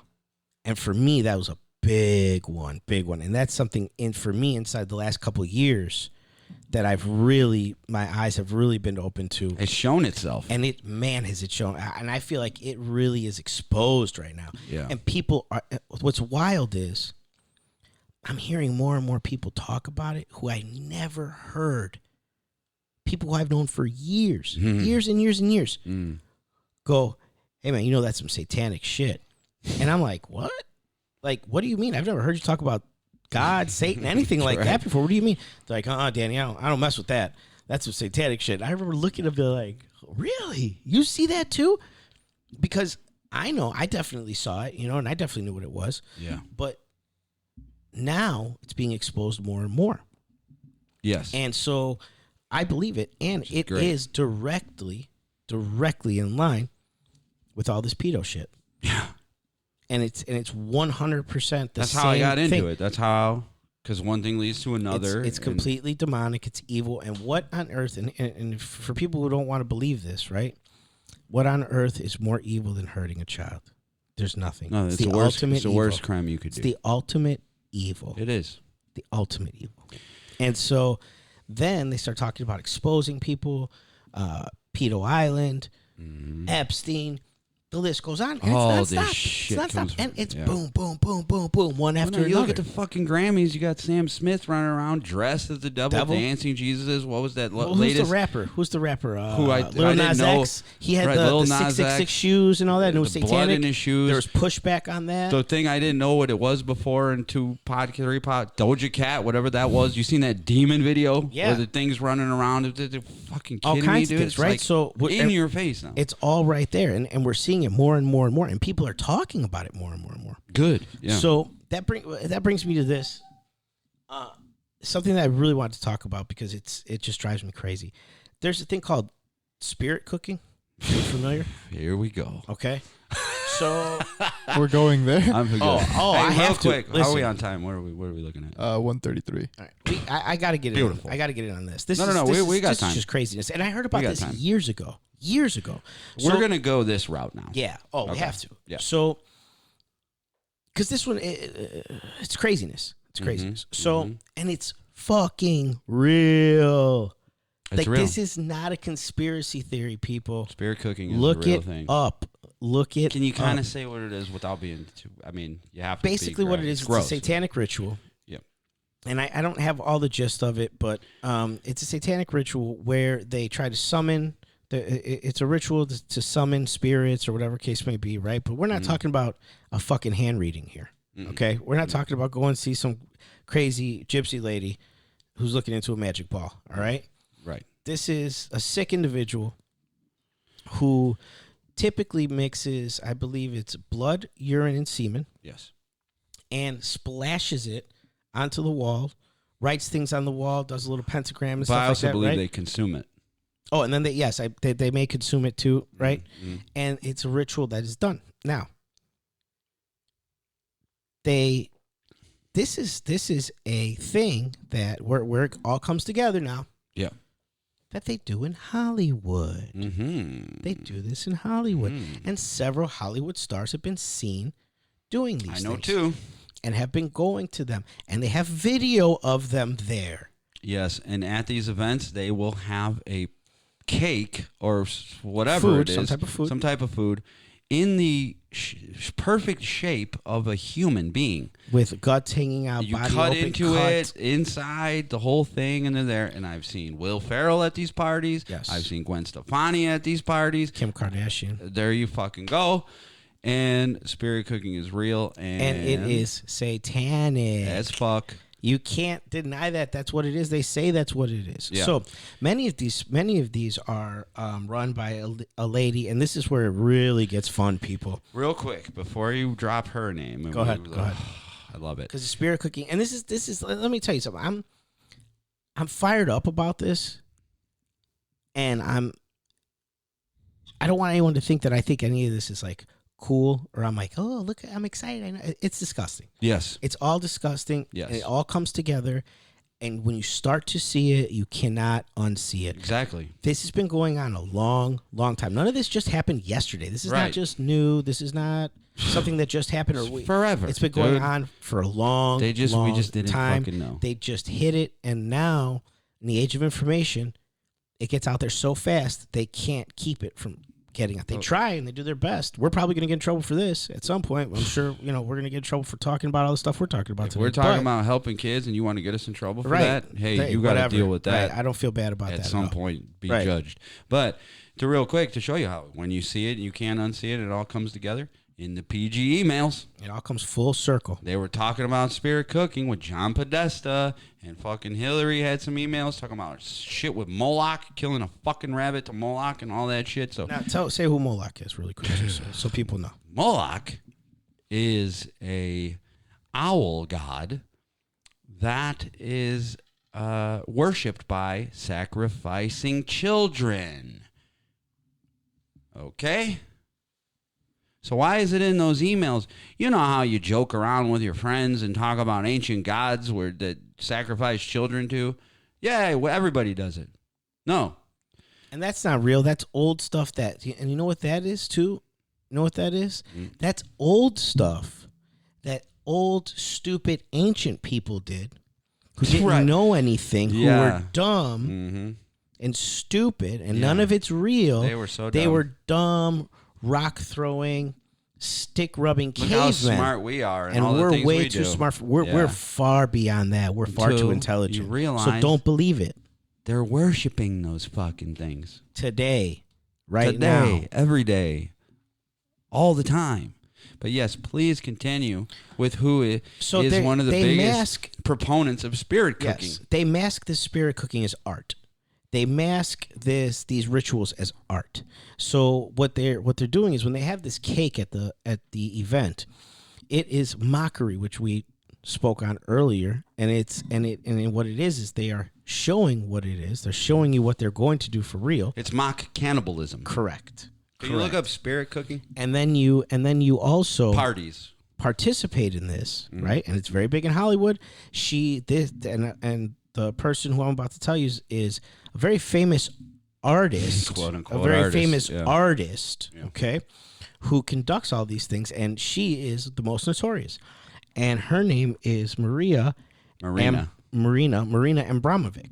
I think I said that right. Marina Abramovich. But you're right there, Abramovich, brother. thank you, You're right Abramovich. there. Sorry, crazy witch Satan lady, if I said your name wrong. Fuck your name. Exactly. You're evil. So she does all these things. Yeah.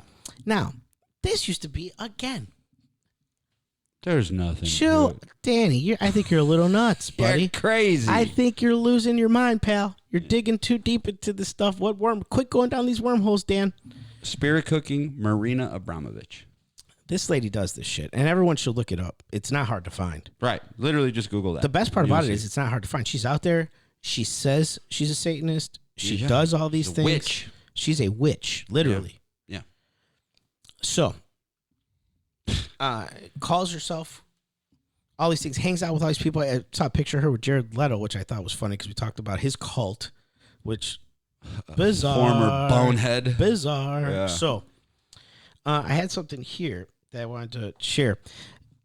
So back to conspiracy theories.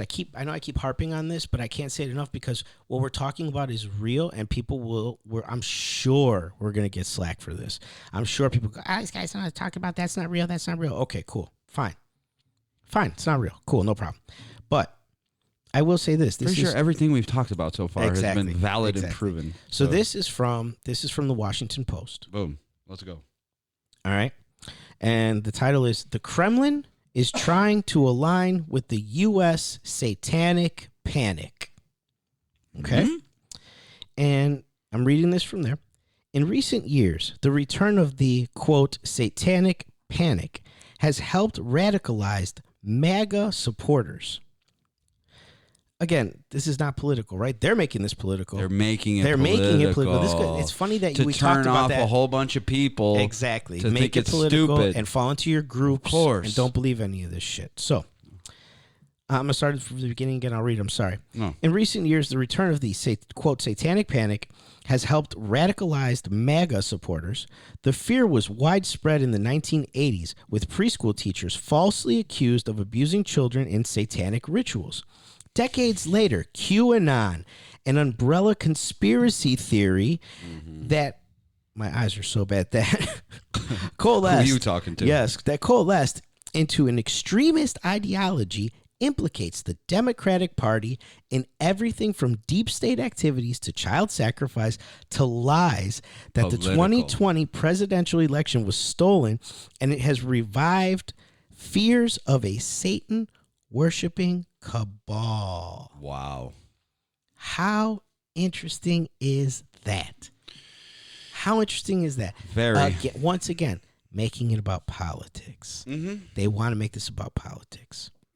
Of course. So that's a way to get half the people not to want to even look into it. But look in here. It says conspiracy theory. Once again, conspiracy theory, right? Mm-hmm. Not real, nothing to see here.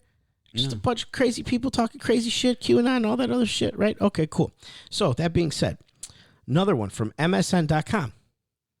All right?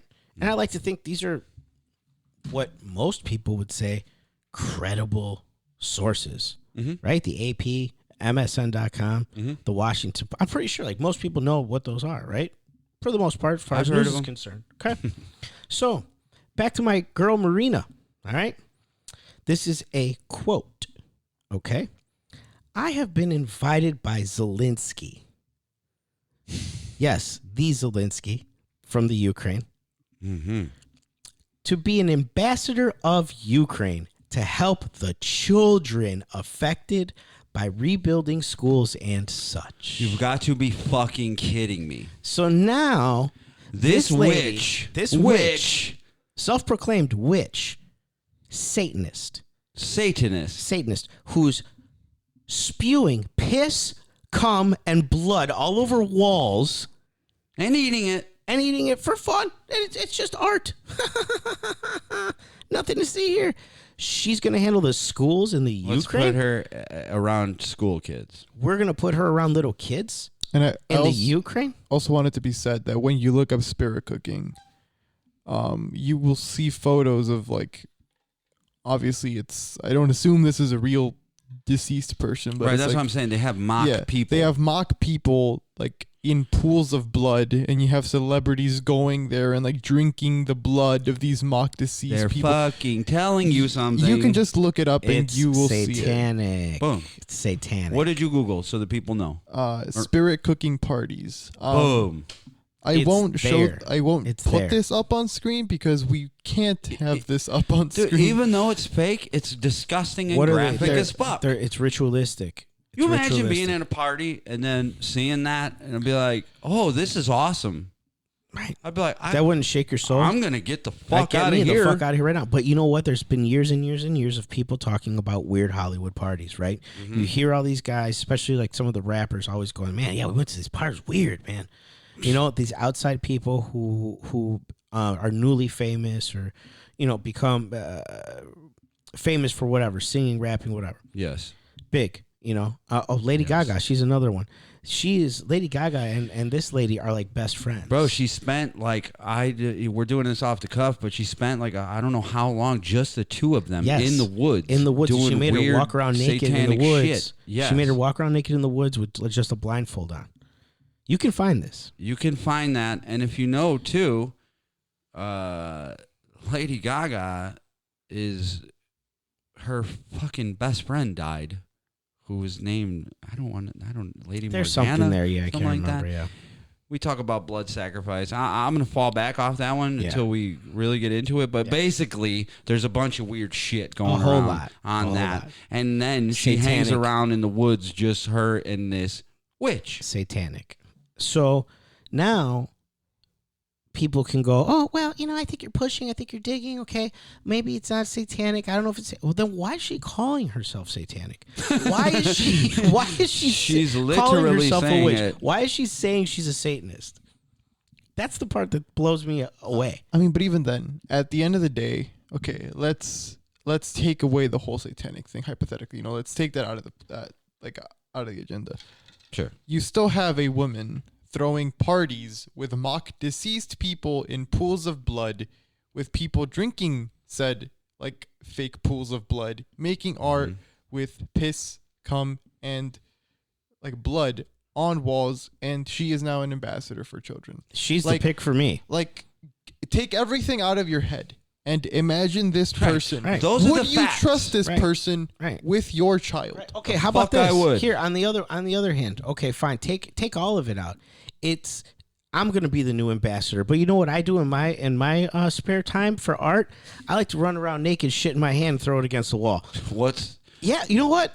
Everyone's What's gonna the go. difference? Everyone's gonna go. Yeah, that's the guy I want to take care of my kids. No, you're not. There's no excuse for this. It's insanity. That's how fucking crazy this is. Now, dude. that being said, even crazier, okay? When this war first started, okay? And I am not a Putin sympathist. I'm not a Russian sympathist. I'm none of that, okay? It's its own thing. So relax, everybody. Shut up. Putin was putting out what I thought was some awesome propaganda, right? And I went, man, that's some good propaganda. He's fucking... Because they're the kings of propaganda. They were, Russians... They started propaganda. Like, they're the best at it, right? Americans don't do too bad themselves. Well, and that's what the scary part is. I never thought I'd see propaganda like I do in this country now. Right. So scary, man. Right. So scary. But continue. But that's part of waking up too. But anyway, so Putin in the beginning is talking about he was putting out, information about why they were attacking Ukraine, explaining to the Russian people what he was doing, why he was doing. One of the things he said is, we have to stop the satanic West. These people are Satanists, and we have to stop them. They are satanic. And the Ukraine is satanic. And he also called them Nazis, and he said they are a Nazi force that must be stopped. And I remember hearing that and being like, ga, ga, ga, ga, ga. Oh, Putin, Vladdy, you got him. That's some good propaganda. Because they're a Christian country, right? Mm-hmm. So I'm like, yo, he's rallying the troops. He's trying to hit, just like politics here, right? You're hitting your base. You're going through all this shit, right? So I hear him say that, and in my mind, I'm going, man, I mean, he's probably getting people with that, right? You're revving up the people, yeah. Right, you're yeah. them And if you're a religious person, immediately you're going to say, whoa, Satan bad, always, right? So I'm like, in my mind, I'm going, this guy's doing work right now, right? Mm-hmm. And I laughed it off and brushed it off. The same thing with the Nazi thing. Laughed it off, brushed it off. Well, now this satanic bitch is getting hired to be on the side of Ukraine with the kids, with school kids. With Zelensky the fucking kids. personally asked her, this isn't by mistake. This isn't some like, oh man, I had no idea who she was. No. Oh, what? Spirit cookie. I don't even know what that is. Yeah, right. Did you know in the height of Rona, there was a commercial with Bill Gates and this Marina Abramovich. And they were like, we're doing a thing where it's like a thing and Rona, da-da-da-da-da. And this is little shit like this gives me hope. People fucking went nuts. And they took that commercial down. Really? Almost. Yeah, I I don't didn't know know if that. it lasted a week or whatever the fuck it was. I saw it. I was like, what? And then it was one of those things where it just went away because people were like, get the fuck out of here. And I was like, oh my God, maybe there is hope. And people are starting to wake up to this, and they're starting to see it. But a lot of people don't know who this lady is. But you hear what I say? Oh, absolutely. Bill she Gates was and this witch in the height of Rona were pushing all this shit in a commercial, and literally people were like, get the fuck out of here. Yes. Now here she is popped up again. Right. To be an ambassadors for children. Yes. It's something that, I mean, when I first heard about it, I went, no way. Thought it was conspiracy theory. First heard about it, and I went, they're bullshitting. That can't be real. So I started looking around. How many times does that happen where you hear something, you're like, no fucking way? Because I know who she is. I know who she is. I've known who she is for a long time, right? And I've known about all this spirit cooking stuff for a long time. Mm-hmm. And I used to tell people about it, and they're like, dude, chill out. Stop it. You're being ridiculous. Enough already. Right. And so I saw her. I was telling you guys, I saw her on a commercial or on TV come up. And I lost my mind. I was with my mom. I'm like, I know who that lady is. I was like, you got to be kidding me right now. Mm-hmm. Because they're exposing themselves and they're showing who they are. Oh, yeah. And you're seeing it now. And to some of the satanic stuff that you're a little more familiar with, right? They have to reveal themselves. It's part of, if you start to study revelation of the method, karmic retribution. They have to put themselves out there and tell you the truth in your fucking face because they think they can get away with it that way. Well, I got bad news for them. You ain't gonna. And they maybe also, here you will. They also feel like you're accepting it. Right. If you're you don't signing fight off back, on it. if you don't fight back. So if I come in and I go, hey, I'm gonna slap your mom, and you go and you just kind of look at me and go, huh? What? And you go, and then you smack her. And smack her. It's your fault. It's not on me. I told you I was gonna do it. You're mad at me? I told you I was going to do. You didn't even do anything about it. It's on you. Yeah. And that's what they do, and they're very good at it. Yes. And this is what they do. That's why we said earlier they're always going to tell you what they're doing, and they're really exposing themselves, and they're really showing themselves right now. And the part where this nasty Satanism comes in with the pedophilia is they do human sacrifice. Many of these kids are sacrificed, killed. And you're hearing more and more stories come out about this. It's very real. It's terrible. It's disgusting. It's horrible. But we have to talk about it because how else is it going to stop? No, yeah. We got how else is it going to stop? The knowledge. If people don't know, and it's a terrible thing, but if people don't know, how else does it stop? Exactly. People got to know. And we have to find out about this stuff, and we have to talk about it. Absolutely. And it's hard for us to do it right now. I'm just going to say this really quick. This is probably, for me, when I'm doing the show, I shoot off the cuff a lot, and I try to get, we try to keep it fun, and we try to enjoy ourselves. This was very hard for us to do. We had a lot of creative differences in the beginning before this. We finally worked it out because it was a hard topic. Yeah. And we figured it out, but it's sickening, but it's real. Mm-hmm. And we have to talk about it because sad part. Because we have to be able to see it. Yeah. Because once you start seeing it, you start to understand it, and that could potentially help people and save kids. The more awareness, the more you watch your kids. You have to be aware. You have to be aware, and you have to see these people. And you see the signs of what isn't right. And you also have to see what they're promoting, and they're promoting this. Also, I'm going to say this really quick, and I'll give it over to you. I think he wants to say something. I'll give it over to you really quick. I don't care what anybody says. Everything that's going on right now, they're trying to make this normal. They want pedophilia to be normal. Yeah, they're trying to normalize it. Pedophilia to be accepted. They want pedophilia to not be a big deal. That's why we're doing this fucking episode. And that's why we're doing it, because it is trying a to big normalize deal, and it. it's not acceptable, and it's evil, and it's satanic, and it's disgusting, and that's it. Yeah. So, I just want to say two things. One, in regards to like the whole like Ukraine-Russia thing and the whole like war and everything, we take no sides on either of them. Both sides are probably doing some really fucked up shit. There's a real story in there that we're not going to touch. Yeah. Both sides are probably doing heinous things, and like all wars, it's extremely nuanced, and you can't.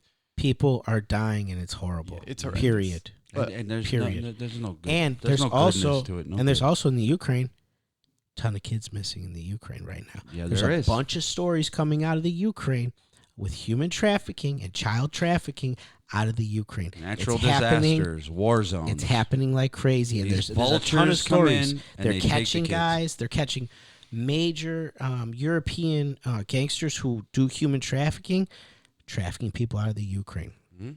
So people are dying. I don't want people to die ever. No. It's bad. It's terrible. It's fucked up. But you still, once again, can't forget what's going on. Yeah. And it's terrible. And then, like, on a second note, human sacrifice, obviously, you know, we hear about it in history, we hear about it in, like, media, movies and whatnot, but it is a real thing. And sure, you might not think it's happening, or you might not want to think it's happening in Western society and Western, like, civilizations and everything, or even just in the modern day, but it is. It seems so outlandish. In Africa, it is very common for kids to be sacrificed and mutilated in the sake of voodoo/satanic rituals. Very common. Well, look at all these kids who are coming across the border. They're pumping them full of fentanyl. They're asleep when they get over there. They're passed out. They're unconscious. Coming across the border. And, oh, yeah, this is my kid. Just holding him. Yeah, he's mine. All three of them, they're mine. Where are they going? Didn't you say there Where are was those a kids blood going? test they could do where they could verify? I heard that, that there was a blood test that they were. Apparently they were don't know doing for this sure. before. I'm not 100% confirmed on it. I don't want to say. Okay. I don't want to say it with supreme Yeah. confidence. Yeah.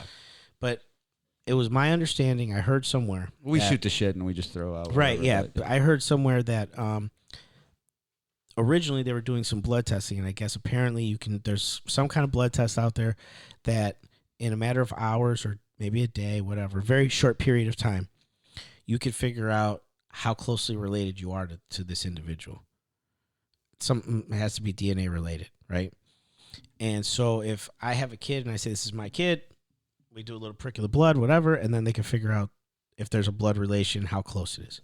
So I guess they were doing that before, and they don't do it anymore. And just basically the kids come across or whatever. I mean, I can't say this for sure. I could say this with pure confidence because I read an article and I saw a segment on this. They find this little kid on the border, and I guess this is happening regularly, where these kids are just wandering on the border by themselves. They're just somehow they made it across and they're by themselves, and they got a little tag on. Send me to New Jersey. Yeah, I've heard with an I've address. heard about that. Send me there. And they do it. They send the kid there. What world are we living in? If I saw a little kid and I'd confirm. Who's this? What address is this? What's going on here? No, just send them. No big deal. No, what are you talking about? It's craziness. So I hope protect children. It's I our hope job. you guys can see why we're doing this blanket episode, why we're painting this picture, because it's fucking everywhere. It's everywhere. And like we said, you raise awareness. Now you can see it. You have eyes to see this shit. Okay?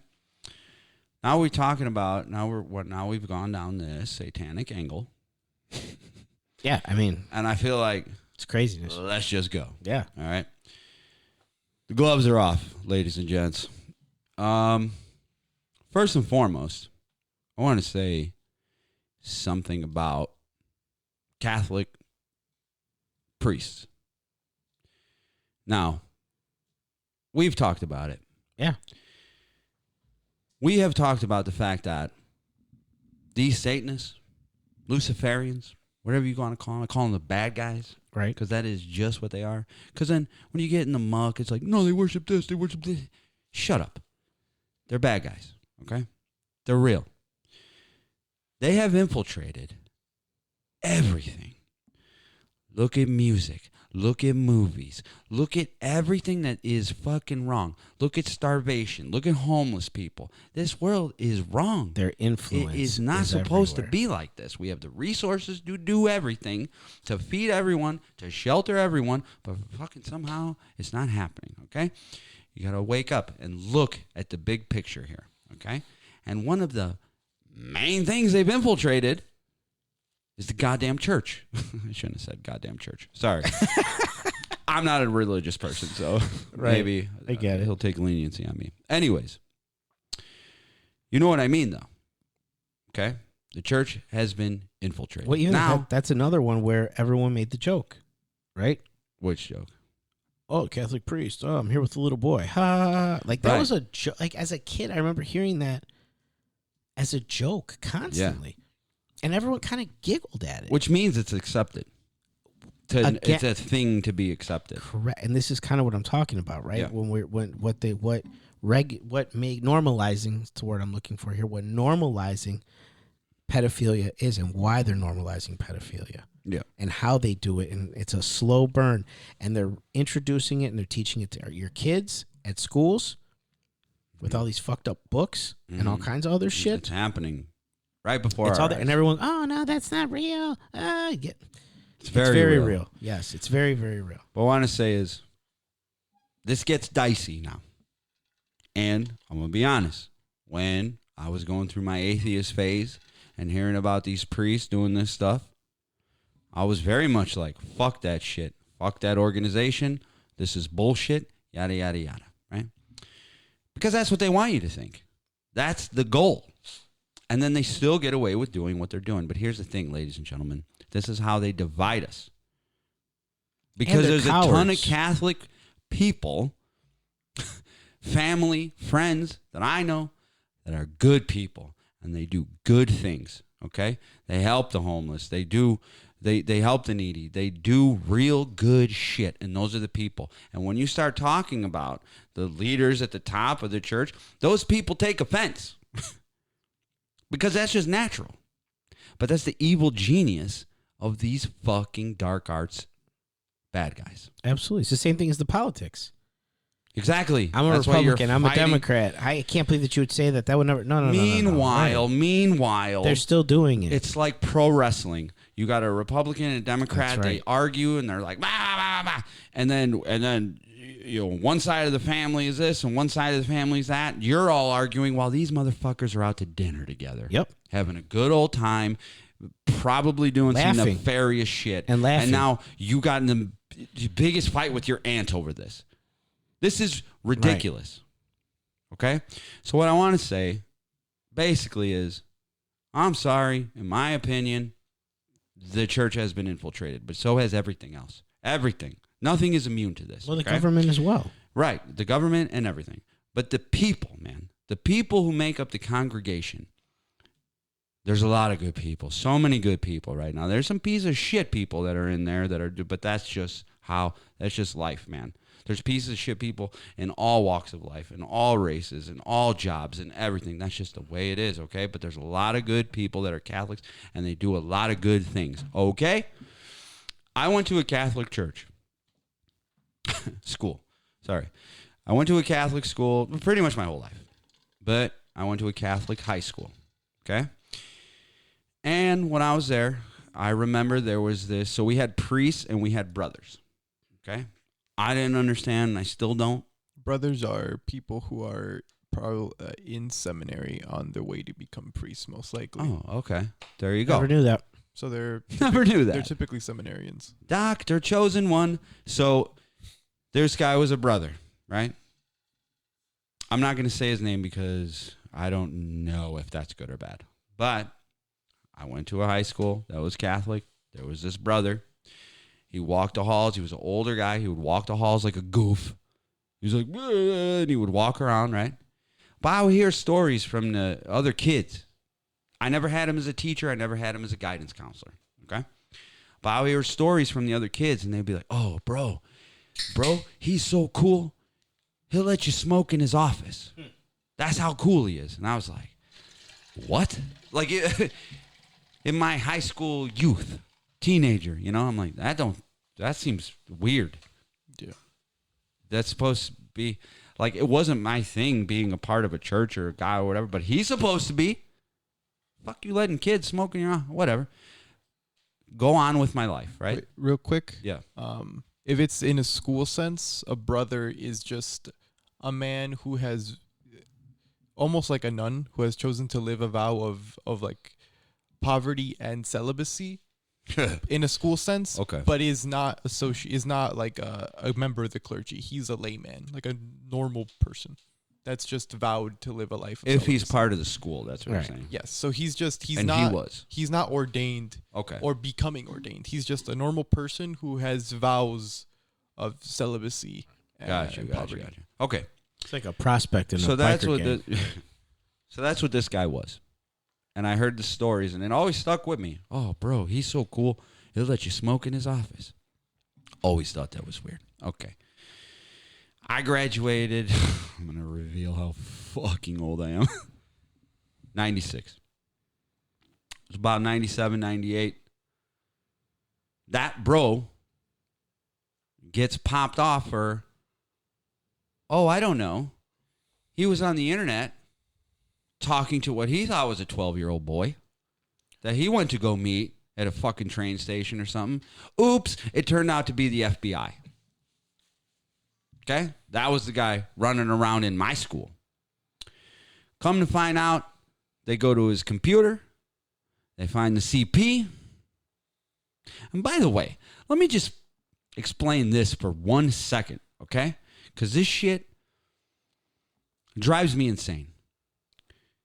CP, illicit material of children, right? One image, one instance of that is far too much. You're talking about a child being hurt, okay? And we're also talking about what happens when the cameras are not rolling. What happened before? What happens after? And the fact that it ain't fucking good. It's always photo, like.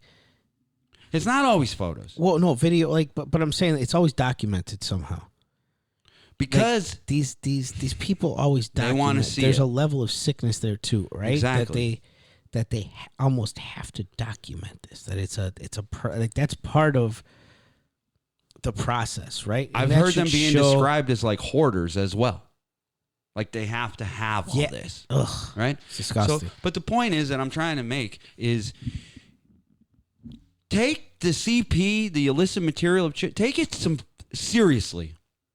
Because there's a lot of behind the scenes shit going on with that is darker than you could fucking imagine, okay? And there's organized. something called an S-film snuff.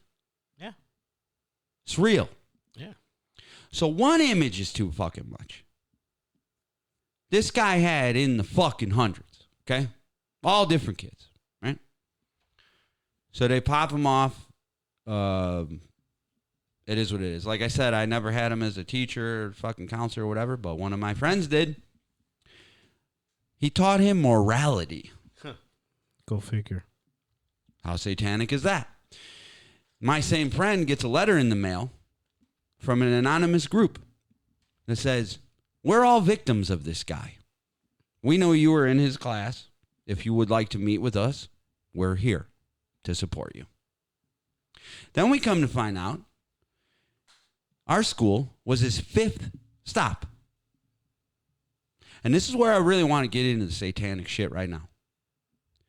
There's this misconception that when one of these priests gets popped off, that they want to hide him. They want to take him and just like put him away. Oh, we don't want to talk about that. But if you really understand the satanic agenda, they're not fucking hiding him. They're saying, you did your job. You destroyed lives. The heat's on you. We're going to put you over here. Do what you do. There's no fucking hiding. There's do your thing. Well, this current piece of shit this monster. current Pope, if I'm not mistaken, his best buddy who he had with him, they had to kick him out because he was a pedophile. Who are you referring to? The current Pope, it was like his his right hand man. I don't know exactly. I don't know all the language of how, like what he would be called or whatever, Sure. like Archbishop. or whatever. Yeah, I don't know exactly how that either. works, right? But the story that I was told and from what I understand, what I read was, and this is a while ago, and unfortunately, when I read it, I was just so like, yeah, no shit. Kind of, you know what I mean? That I just moved on with whatever. Right, you know what yeah, I'm saying? no Like, surprise Yeah, there. big surprise, blown away, right? Yeah. So, but I guess Sad. he had no, it's terrible. But I mean, it comes to it's so We're fucked up that desensitized. exactly. So he had someone who was like one of his right hand man or someone who was very close to him, and I believe that they were friends. Like that was kind of the thing. Like they were like close. Mm. And then turns out this guy's got a history. And they had to remove him or kick him out. Did you find anything? The only thing I'm finding is that he appointed a Chilean bishop accused of cover-ups. Of sex cover-up. Yes. A Chilean bishop. Okay. Because there was, from what I understand, I don't know if, you probably have to get into the meat of the article, but from what I understand, this was a guy who was very close to him. Who, and I don't even know, is a bishop a bit, is that like high ranking? Like, or is that? It's up in the structure. It's up in the structure. Okay. So there was something along that line. And he knows the guy personally, and it's like his boy. And then, boom, this comes out. And doesn't surprise. I don't, and I don't want to say everybody's bad and all this. Because, and here's the other thing, too. Listen. There's a bunch of, nerds out there who are like, I'm a Satanist, man. Jesus fuck. You know what I'm saying? You know what I mean? I think it's cool. It Right? makes you Yeah, edgy. exactly. Right. I listen to dark music and I worship Satan, bro. Like, you're irrelevant. I'm not talking about you. Okay, so chill out. All right, relax. Have your stupid fun. Yeah, exactly. Right. You're going through a phase. Cool. Whatever. Right. Or even if you listen. How about this? How about you claim all that shit, right? But you don't hurt anybody. Whatever. But don't hurry, but you can believe whatever stupid shit. Thank you. I just want to say that. Yeah. You know? Yeah. You could, and some people feel that way about any religion. Fine. Sure. Whatever. Feel that way. Once again, I don't want to go away or veer too far from what the whole point of this entire fucking podcast is. Don't fucking hurt kids. Mm-hmm. And when you're hurting kids, it's over. There's no It's room. the ultimate. There's no room for that, right? Yeah. And I'm not going to sit here and say, oh, every, appointed person in the Catholic Church knows what's going on and they're all people. No. But I guarantee you there's a ton of good priests, a ton of good fucking nuns. with good intentions and all that. Yes, without question. So I don't want to, straight up satanic agents. They're there without question. Let me finish this little part. So if you recall, I had heard how this guy would let the children smoke in the office. Okay? Thought that was weird. Cut to, I don't know, 4 or 5 years ago, sitting on the couch with my wife. We're watching the Netflix documentary, The Keepers. You guys seen it? Creepy. Have not. Creepy stuff. Hard to watch, too. It's tough. Yeah. So it's about a nun who gets murdered, and it's unsolved. And then it starts getting some real weird shit. And I'm watching, and this one lady, who's a woman now, an older woman, this was, I want to say, 67 in Baltimore. She's in the confessional, right? She's telling her story of what happened. She's in the confessional. Apparently her uncle had done some bad stuff to her.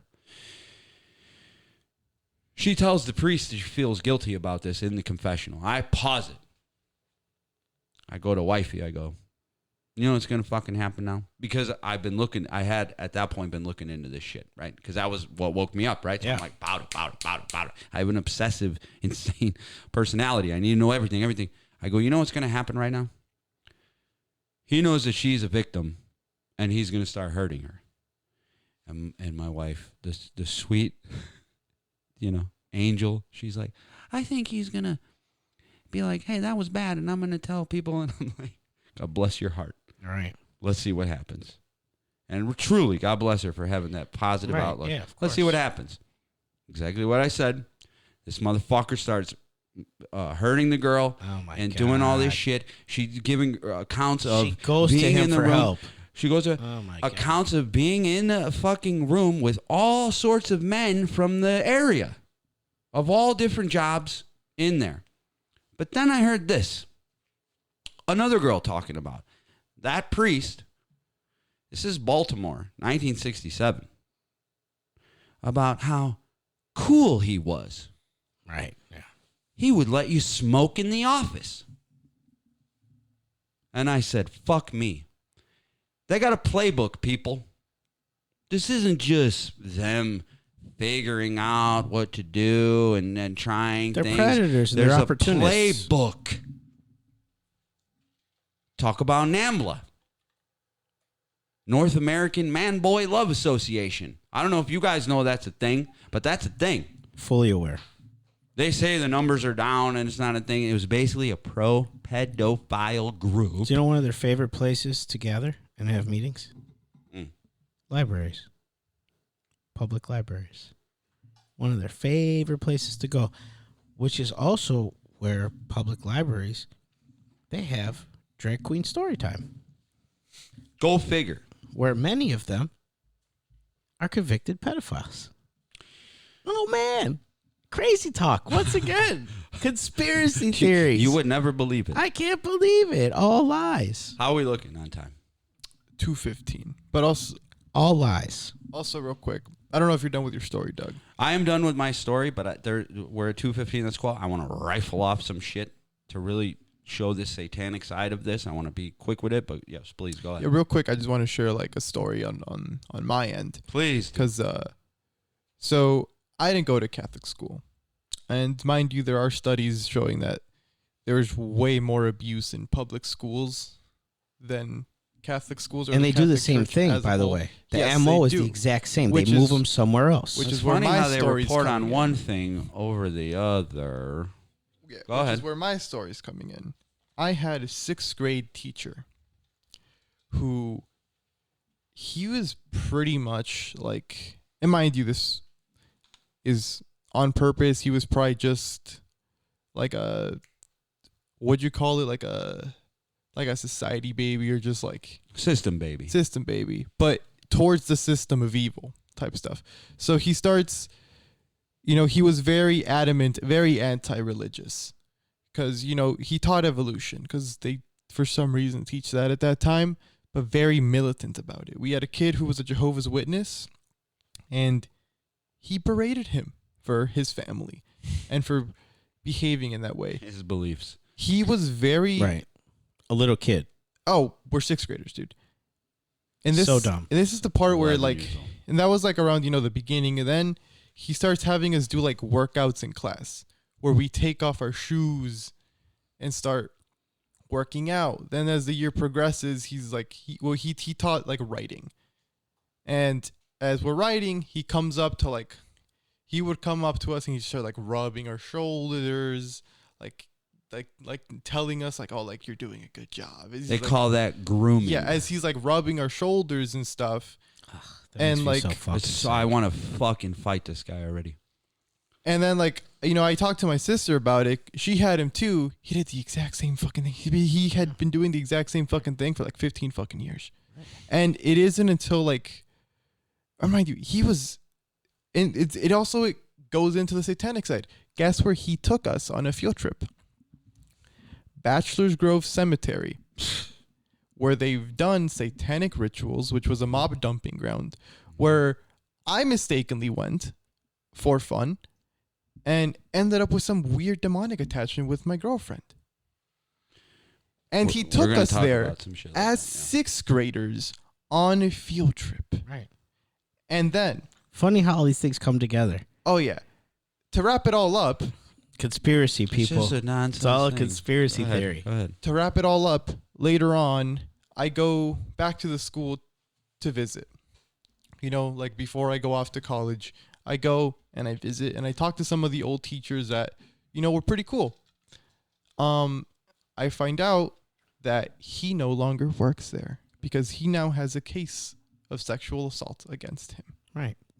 which is fucking amazing. And this is the shit I'm And I'm talking so about. fucking The writing glad was on the wall. that they but- finally fucking busted his ass. Yeah, good. And you know what's sad, and we pray that it's not true, but there is a wake of poor children left in the aftermath of this Absolutely. piece of garbage. I've heard horror stories myself So of people bad, telling dude. me things, personal things of things that happened to them and confessed it to me for whatever reason, and it's terrible. It breaks my heart. It makes me. It makes me so sad, and it it breaks your and fucking heart. and it makes because And you want to put your hands on somebody. You want to do something about it. And all you could do is listen. So to can't, anybody who this has happened to, and anybody, my heart goes out to you, and it's terrible. And but and that's what makes it hard to talk about this. Yeah. But what you just described has to be talked about, because guess what? If we don't talk about it, that lowlife fuck is going to keep doing it. It's fucking and it's horrendous. Never their first time. It's never their first time. And you know what? As parents, guess what? Talk to your kids a little bit more, okay? I have a daughter. She's older now. If I had known what I knew then, I'd be talking to her all the fucking time, okay? What's going on?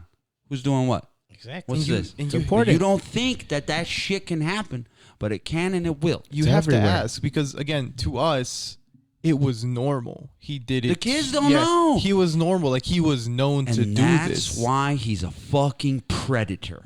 Well, not only that, but who allowed him to take you guys to the right? There was a certain. Now, I'm not saying that. Great question. I'm not saying that whoever he allowed it, the principal. Right. He disguised that we were going to Rubio Woods, like a little trail where you like walk around, and then we ended up going to fucking Satanic Cemetery. And that's kind of my thing, right? So it's like, and that's exactly what I was about to say, right?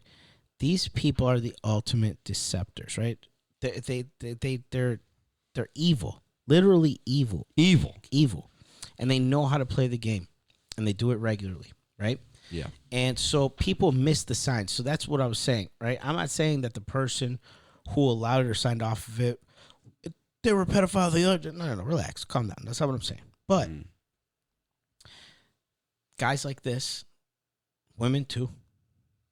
Oh, yeah, there's women too. Women too who are involved in this shit. Yup. And Maxwell, I mean, look right there, right? Well, I always say her name wrong. Hey, how about this? Who gives a fuck? Right, I always say her name wrong. Ghislaine Maxwell. But fuck her prime too. example. Ghislaine Maxwell. Right? Ghislaine. So anyway, these people are very deceptive. They're evil. They know exactly what they're doing. They're predators. They're the ultimate predator. And they prey on the weak. They know exactly what they're doing. Calculated. They're calculated. They know how to do it. They know when to do it. Yeah. And it happens, and it's disgusting. But again, that's why we have to talk about it, because we have to create awareness. People have to be aware. They have to know. Yes. And it's a big topic right now, as it should be. And honestly, it's one that we're going to come back to. Well, because unfortunately, it's all around us right now. Yeah. And it keeps popping up everywhere. People are seeing it everywhere. It's popping up everywhere. Be weary of those, at least like when you're kids, of those in the most positions of power. Because I knew that teacher, and he was... Don't trust none of them. He was a coach. He was a student council, like the teacher in charge of student council. He was in every more single opportunity. Thing. And if you're not... Every opportunity possible. That's what that was. You had some weird shit at your school. I had some weird shit at my school, right? But let me tell you, this shit can go right to the fucking top. Jerry Sandusky, the Penn State football coach, was hurting children for years and years, and they knew about it, and they let him keep doing it. And once again, they knew about it. They knew about it. Larry Nasser, the Olympics female gymnastics coach, who also coached at Michigan State, I believe, his numbers are in the hundreds. These are high-level fucking places where you think your children will be safe, but you got to fucking make sure, okay? And I want to say, because I feel like we did some stuff. Time is winding down a little bit. In the future, there's some shit we got to talk about. The Finders. We're going to talk about the Finders. That shit's wild, man. Finders are wild. Okay? Gets into the satanic shit. We got to talk about the satanic panic. Okay? Which we touched on, which is crazy because... Right. I got a whole thing, bro. That's wild, man. They tell you it's not real. It's fucking real. Oh, what was I talking about earlier? The Satanist, the guy with the crazy eyebrows. Colonel Michael Aquino. Yes, Colonel Michael Aquino. Who was in one of the Church of Satan. The Church of Satan. He started some of it. He said that's not good enough for me. I'm going to do my own shit. He started the Temple of Set. There you go. That's what it was. Then they ask him, they're like, does the U.S. military care? He's like, I might as well be Christian to them. They don't give a fuck. Okay? We got to talk about John Wayne Gacy, who was the lone serial killer, right? So he said, but he was always talking about. He's got MK Ultra written all over him. In my opinion. He was talking about, I'm not the only one putting these bodies here. Right? Yep. Not only did John Wayne Gacy was a serial killer, not only did he have one other killer that worked for him in his construction site, he had two separate killers that were doing their own killing. And he was outside of him. He was always a good guy who everybody liked. The neighborhood guy, this fucking guy, right? And then not only that, politics. Listen, the John Wayne Gacy story leads into child trafficking like you wouldn't believe, okay? So that's another story we're going to have to come back to, okay? But I would like to close with this, and I'm sorry, guys. It's going to get really fucking dark right now. But this is the kind of shit that led me back to God. And now I'm a little different, and I frustrate everyone, I'm sure, because my perception of what God is not necessarily the God of this world and whatever, okay? I think bigger than, it's a whole fucking thing, okay? But I have been led back to the belief in love creation source that is God, okay? Again, we can get in the weeds and disagree about what we're talking, but we're talking about the same fucking thing, okay? This particular story, can you look up Joy Junction? Puppeteer. You know about this? Okay. Joy Junction? So there was a show, I'm sure you don't know about this. There was a show in the, I don't know when, but Joy Junction Puppeteer, and you can probably go to images. It was a Christian show for kids. It was on like public access TV. I don't know how the fuck I saw it, but I saw it. I remember seeing it. And there was this one segment where this fucking guy would come out with his puppet. The puppet looked crazy, creepy as shit. I'm looking at it now on the screen here. Yeah, there you go. That's a creepy looking puppet. So anybody at home, please look up, the Joy Junction Puppeteer. You'll see this fucking creepy ass puppet. Okay. And the guy who was the puppeteer, it's every time I go to look at something and it's fucking gone. Do you got the name on that guy? Do you got the name? Because I am losing it. I'm going to be honest with you. Ronald William Brown? Was please yes. look this up because this puppet is creepy as shit. Ronald William Brown. Okay, so he's on this show, right? Joy Junction. This one particular segment he's on is about, hey, children, what do you do if you find some pornographic material? And he's talking to his puppy. He's like, well, you better take it to somebody and da-da-da-da. I promise you, everyone, if you Google this, this puppet will give you nightmares. So, yeah, it's creepy, man. Then come to find out, I forget the year. Who gives a fuck? You can find out easily. He gets popped off through a pedo ring. The shit is worldwide. They talk to each other. 100% worldwide. Right? We didn't even get into all the symbolism and all the other crazy stuff. One thing I wanted to even talk about, I was going to simply just ask, look up, because you think like, how is all this shit going on? And are the police not doing anything? If you just simply Google or whatever, DuckDuckGo, FBI, pedophile, child trafficking ring busts or arrests, it's just story after story after story after story after story. And the mainstream media won't touch it. So it's happening. True. It's very, happening. Very true. They are fighting it, but they won't report on it to tell you that it's a problem. Anyways, this motherfucker, because they want to normalize it. They don't want you to think they don't want it's to make a thing. it look bad. They don't want you to think it's anything ever. This fucking guy, part of this ring, right? He's talking to I forget this other piece of shit's name, right? About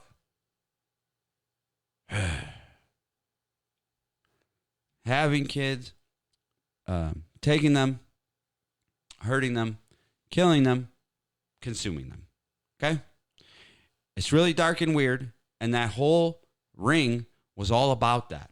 The murder, the snuff, consumption, if you know what I'm talking about. And they were in detail. Okay? There's a transcript. Again, if you're going to look into this, I warn you, okay? I'm fucking traumatized from it. I looked into this shit for 2 years straight, endlessly, up at night, ruined. Thinking of these children that cannot defend themselves, and I can't do anything for them. And once again, where are these people? Right? Where is this guy? He's on TV. He's holding a position of power, authority to a child. To a child, that's a person of authority. Any adult is, right? Doesn't get any more despicable. This is what I'm saying. And I would consider that to be Hollywood as well. Right? 100%. This is it's not a major motion film, right? But it was on TV. It was being run around, right? Yes. And gee, I wonder how this guy got so connected doing that. So this guy was doing pizza parties and and he has diaries like a schoolgirl talking about what he wants to do to these kids and and all this. Okay, it's a really, really bad story. But here's the thing. If you want to know what your enemy is up to, you have to study them. Yes. You have to learn what levels of depravity I agree. they will fucking go to. Yep. That's how you know your enemy. Yep. It's not good. It's not for the weak of stomach. But if you really want to know what your enemy is up to and what they're capable of, I'm sorry. It's not good. It's dark. It will damage you. Okay? You were talking about some demonic shit, Dr. Producer, earlier. Yeah. When I'm looking at this, right? And I was still at the level of like atheism, right?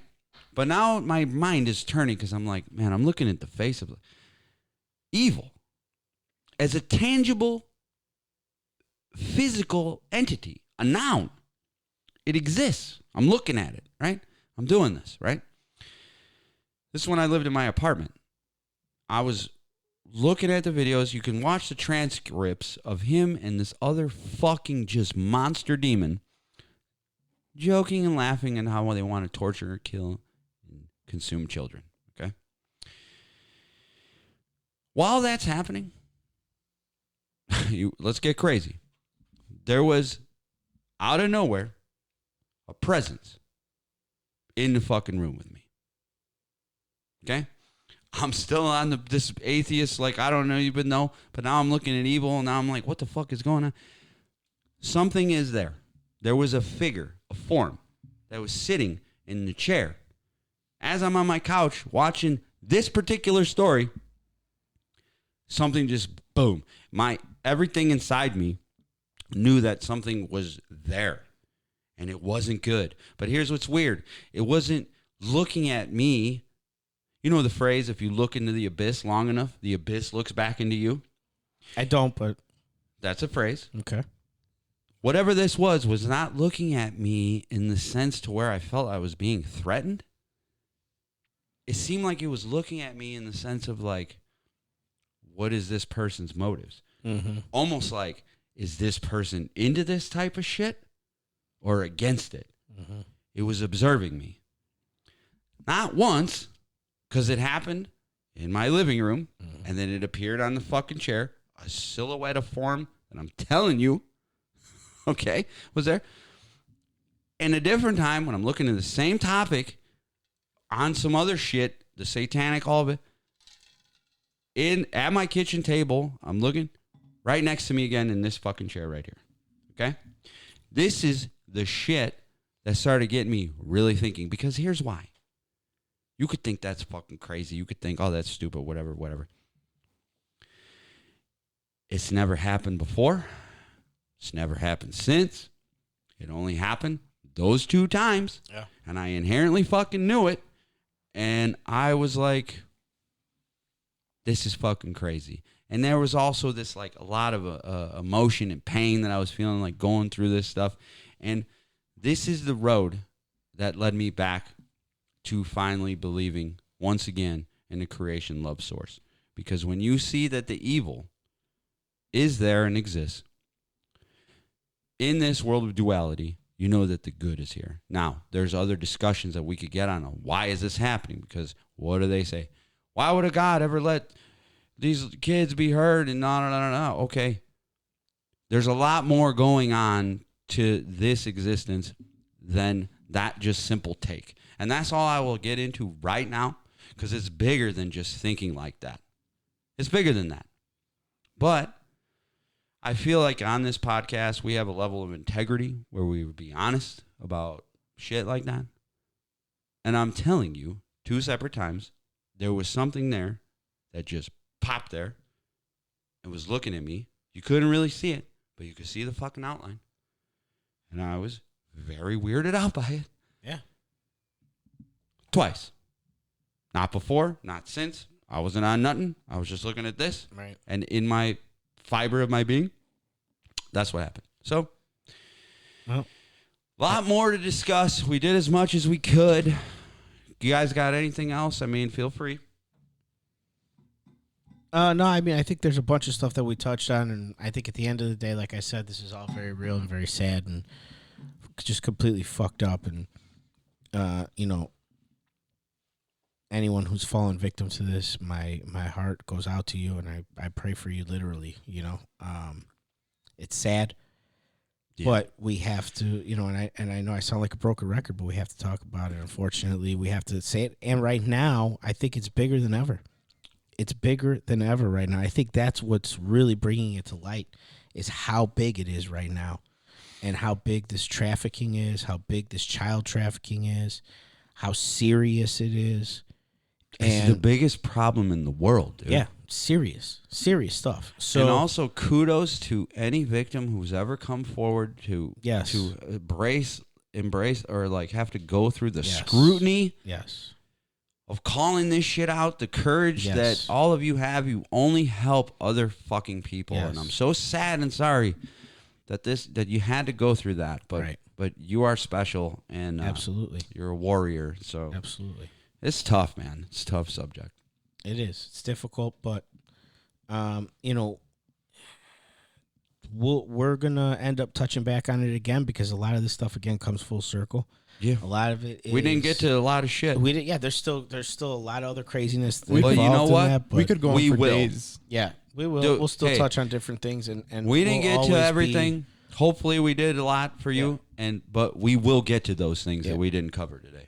And we like to we normally try to keep it light and have fun and all that stuff. And we'll get back to that and too. We'll get back to that too. But for whatever reason, this was on our hearts and souls, so we wanted to say it. And had to do it. And we had to do it. So, but yeah, that's that. So, I'm done.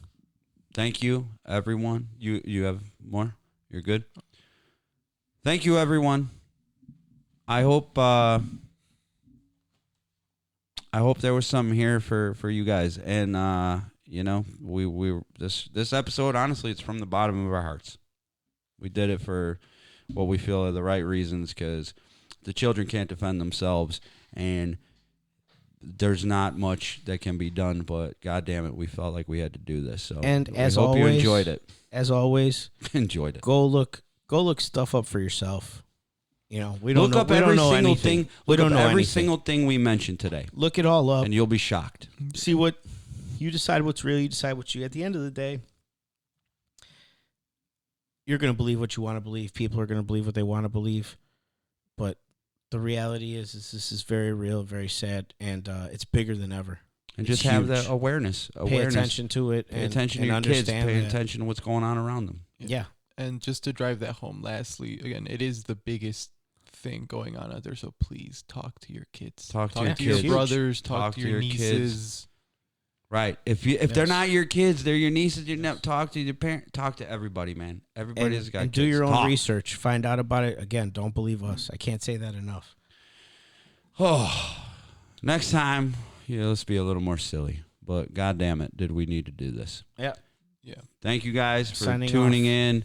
Please keep, watching, telling your friends if you find this interesting, and be safe out there, everybody. We'll see you next time.